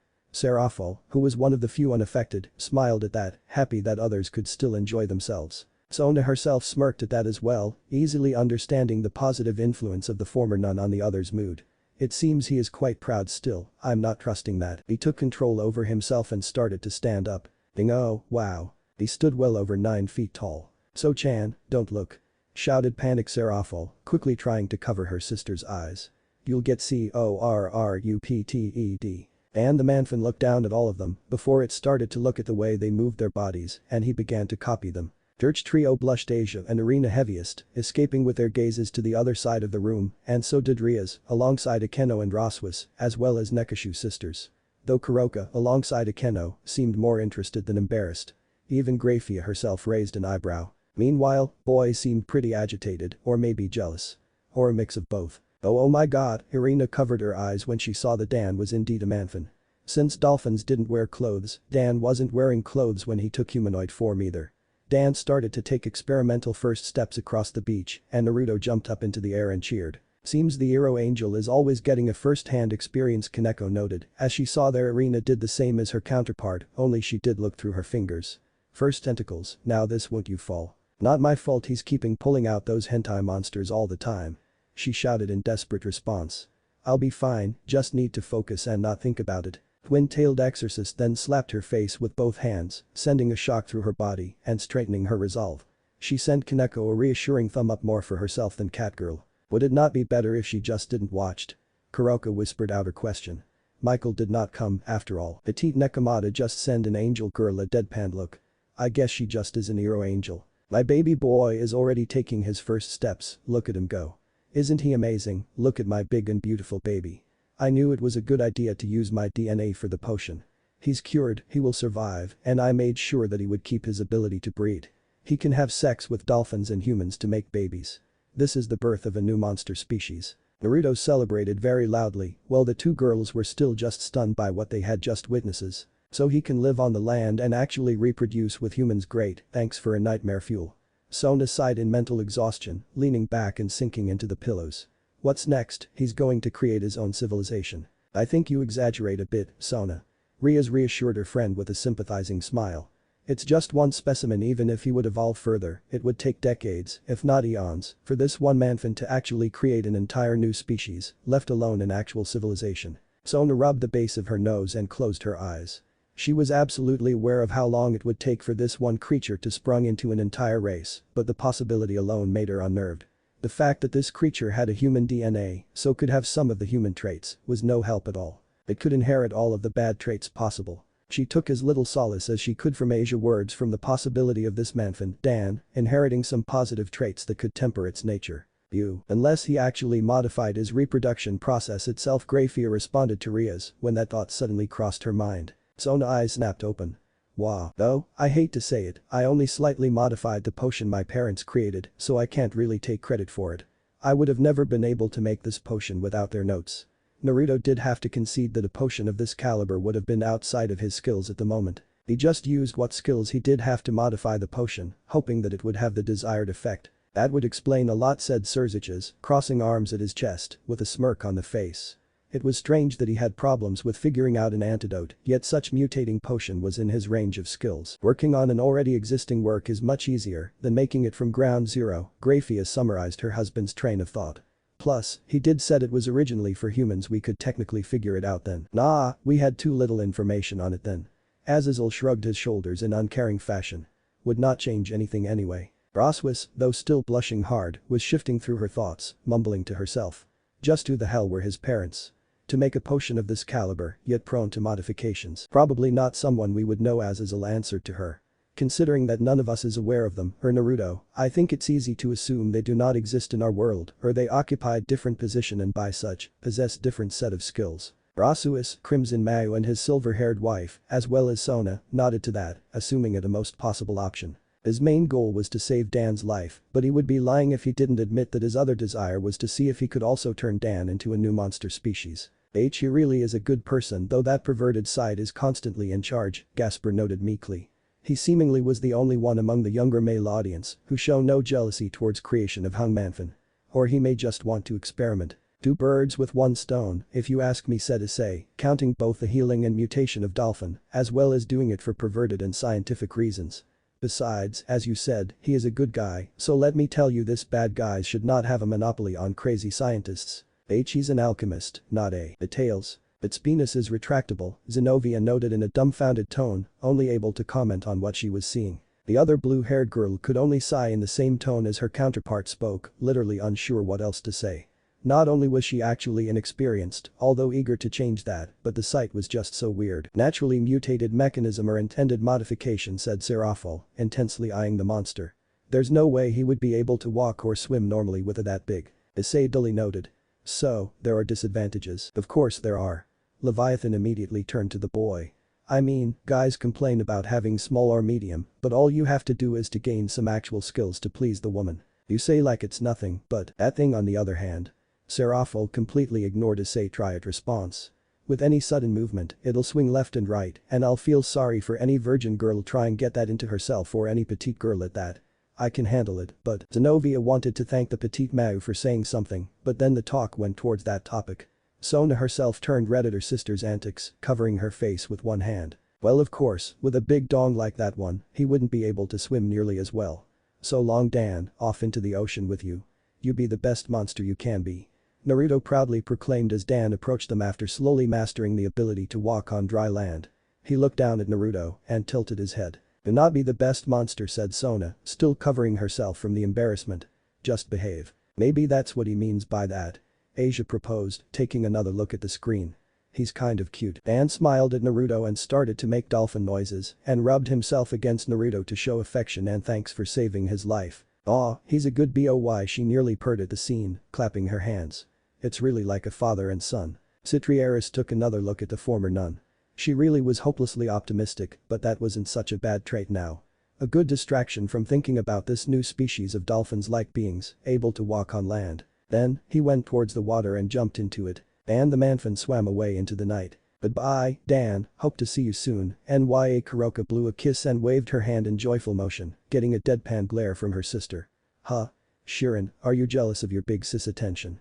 Don't worry, I'll happily shower you with my attention. No, thanks, she responded, sighing heavily and turning her head away. Slut sis. Oh, common. Nya older Nakaushu embraced her younger sister with a cat-like smile. There is nothing wrong with appreciating a fine. Kaneko didn't let her finish, immediately moving her fist backwards and poking her in the forehead with quite the force, making black-haired Nekomato lean back and pout cutely. My maybe Kaneko-chan just swings the other way. Akeno teased the white-haired girl, touching her lips with a finger. Or she may just appreciate the sight in silence, you never know, right? Fuck off. Both Kuroka and Akeno giggled at that response. Why? Zenovia asked, and Naruto shrugged. Exactly. Irina threw her hands in the air, in the direction of the screen. She already accepted the fact he just uses it as excuse to better himself at alchemy, but still cannot stop herself from siding with other Zenovia on this question. Is the simple fact of doing a good deed not enough? Why do just a good deed when you can make a good and perverted deed? Said Azazel, on the brink of laughter. Am I right? No. Yes. Irina exchanged a look with Issei, clicking her teeth. He was her childhood friend and she have some feeling for him, but at this point, she started to feel some irritation at his constant clash with her views. Don't really have a reason, it just seemed really fun and somewhere in the world. Naruto was tackled to the ground by Irina as she tied his hands behind his back. Omi. Oh, common. Red Dragon Emperor shouted in annoyance, pointing his hand at the screen. Again. To be fair, Zenovia raised her hand in defense of her friend's counterpart. It is a crime to create and release monster, so it's a valid reason. Plus Irina was still pissed at her previous failure and was basically forced to see Manfin's dot. Asia pouted cutely. They had a valid reason this time, so she could not really argue with them, but he did just saved a life. Then she remembered what she saw from Dan and turned red, covering her mouth in returning embarrassment. Irina on the other hand just happily nodded her head in agreement with Zenovia, as Issei scoffed in response. For the creation of a monster, I don't care if this is our mission or not, I am taking you to that holding cell to await your trial. Irina was blushing and red-faced. She had gotten a full-on view of that naked man-dolphin, and she would never be able to forget it. This was the second time that something Naruto had done would put a mental scar on her mind. Never able to forget this, Kuroka pondered at the Exorcist words as mischievous smirk appeared on her face. Something that Akeno, despite sitting few feet away, quickly catch on.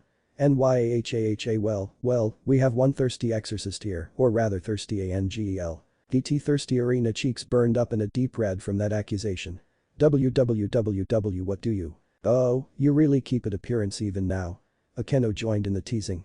Even I and Kuroka will be over that in some time, but here you are claiming you will never get it out of your head, you are a dirty little girl, that's for SURE still water runs DEP. Wah wah wah. Kuroka and Akeno both snorted at that before bursting into a laughter. It took them a long moment to finally calm down, and when they did, they looked at each other and sent themselves a thumbs up. Meanwhile, Irina just glared at them with a mix of irritation and anger. Seems two lovely exorcists and a mage have come to be eaten today. Lucky day, lucky day. Oh shit. Irina, the straight devil. Bali smirked and rubbed his hands in excitement at that. Now, finally some action. -5 minutes of fighting later. Are you fucking kidding me? Ha ha, HASA laughed so hard at that, grabbing his sides in actual pain from it. Pretty nice action, Mr. I want to fight. Are you ready for one, Mr. I want to die? He responded, cracking his knuckles and summoning his divine dividing. Cause I'm pretty sure you're going to. He got slapped in the back of his head. So hard in fact, that went in a blink of an eye from standing straight to laying flat on the ground. Off his palm was actually still steaming from sheer power that slap packed. Bali, behave, she said, a faint smile on her face. Turning his head for the ground to look at her, Bali actually had to wonder. Is she enjoying this? There, it's dead, and we can. Where did he go? Irina asked when she looked at where Naruto had been and she saw that he wasn't there anymore. She blinked to herself when she saw that her backpack had been opened up and searched through as well. Her jaw dropped when she saw that Naruto had taken her holy water bottle from her. My holy water, he took my holy water. The office turned her head to Irina, looking at her with those stoic eyes. Twin-tailed exorcist gulped loudly, earning nervous smiles from Zenovia and Asia. No, don't say it, useless. Damn it. I must admit, he was quick and good at that. Surziches had to praise the boy for being able to so effectively use situation to his advantage. He had just 5 minutes, yet he managed to untie himself, search through the backpack and leave, all without being noticed. Is he a ninja of some kind? Pervert, alchemist, ninja, I think that'll be a bit too much for one person. Grafia chuckled at the proposition nonetheless, despite it sounding pretty much impossible. Zenovia sighed to herself. Well, he escaped again, she commented on her counterpart expression, having similar one on her own face. I mean, we must score a win one day, right? You did, you captured him, said Vali, already back on his feet and leaning against a wall with a hand behind his head to rub the struck spot. Then you let him go. Zenovia sighed to herself. Let's report back to the church that the mission to slay the rogue was a success. Our mission was not to capture Naruto. It was slaying the devil, so there is no shame in letting him go this time. Where is my motorcycle? Zenovia asked when she looked up towards the street and she saw her motorcycle was gone. No, he didn't. She raised her head, this time with an actual irritation in her eyes. Irina growled in anger, hand on top of her head and fingers intertwined in her hairs. And you let that little thief go. There was a note. Maybe there is an explanation in the note, Asia proposed meekly, getting a glare from them both in response. Or an apology. I would rather not be robbed at all. Here's Zenovia and Irina, I took the motorcycle, I'm just borrowing it though, I'll drop it off at the church for you. Thanks to this experience, I'm going to be able to see if I can replicate the potion I made, or if it was just a fluke. Here is to hoping I succeed. Love Naruto Uzumaki. Enjoy the walk back. See? He's going to give it back. Asia reasoned, though the nervous smile on her face suggested she herself was not entirely convinced. Sure, I'm more concerned about that potion, Sona muttered, leaning forward from the pillows. I hope it was just a fluke, cause this whole deal with the dolphin was an absolute mess, but if he can do it again. She shuddered, didn't even wanting to imagine what could have happened if one of his creations would get out of control. Zenovia gripped the letter in her hands. At least he is dropping off my bike at the church. Zenovia spoke through grit teeth. She was grinding her teeth from sheer frustration. Look at the bright side, you are sure you'll have your bike back. Udo tried to cheer his fellow sword wielder in a way that didn't work at all. If he hadn't taken it, who knows, the stray devil may have destroyed it during your fight. And how big of a chance that would be. she asked pissed, but not as much as her counterpart. I know how to fight to not involve my stuff in it. No, didn't saw the fight. Zenovia opened her mouth but could not find any counter to his statement. It was true none of them saw how the fight went or what abilities the devil possessed, so it was absolutely impossible to analyze if her transport was at any danger. But both for her and her fellow swordsmen. They are both dealing in ifs. Irina moaned in despair. The walk to the church is like 2 hours, the Suuks. Oh, there is some more riding on the backside. Irina noticed more riding on the back. Why are you complaining about simple walk? Asked Office, sounding almost surprised. Though you are trained fighters. Irina glanced at the infinite dragon with a deadpan look, almost certain where this is going. We are, but this is 2 hours of just walking, nothing to do but walk in a straight line for 2 hours. Office stared at the Exorcist, not understanding what was wrong with something like that. Eventually, she arrived at the conclusion, her eyes widening a bit in understanding. I see excuses. No, they are not. All things consider, at least Irina was wrong with her assumption, as that lifted up her spirit even if just a little. Can we focus? Citriaris asked with a slightly raised tone. Considering first half, I want to see what's on the other side of the note. By the way, remember when I started to talk about the reason I came to the beach when I heard about a monster? Yeah, just letting you know that 2 days ago I planted some tentacle plant seeds under the sand. Have fun with that, you fighting the stray devil will have woken him up. Don't worry, this one doesn't like vaginal sex, he likes anal. His tentacles aren't designed for that. So there was also his monster after all, Asia dully noted, turning with a nervous smile towards Irina and Zenovia. So, I was fucking right. Irina shouted in a somewhat victory, quickly blushing at her sudden outburst, covering her mouth. God, please, forgive. Zenovia felt something wrap around her ankle. Oh no. Irina felt something wrap around her wrist. God, please no. Naru. It was going to be a long night for Zenovia and Irina. They both sighed at that, understanding just how true that statement was. It would end with them being very butthurt. And that as well. Screen turned off after that, displaying a familiar message. Chapter 3 being buttered and dolphins, the end. Well, that was something. Issei leaned back with his whole body, turning his head to face Exorcist duo. You girls just cannot stop yourself from coming after him, right? He may be good-hearted, but still performs unauthorized magical experiments. Irina responded in raised voice. Worse, he created and released a monster into the wild. Ollie snickered at that. And you got fucked in the ass because you could not just let go. Irina turned to face the White Dragon Emperor. Said the battle maniac. I know my limits. We nearly had him, he's just Irina had to swallow her pride for that. Smarter than we. And he's an idiot, Volley pointed out, rubbing salt into the wound. Says a lot. Oh, fuck off. Zenovia finally responded.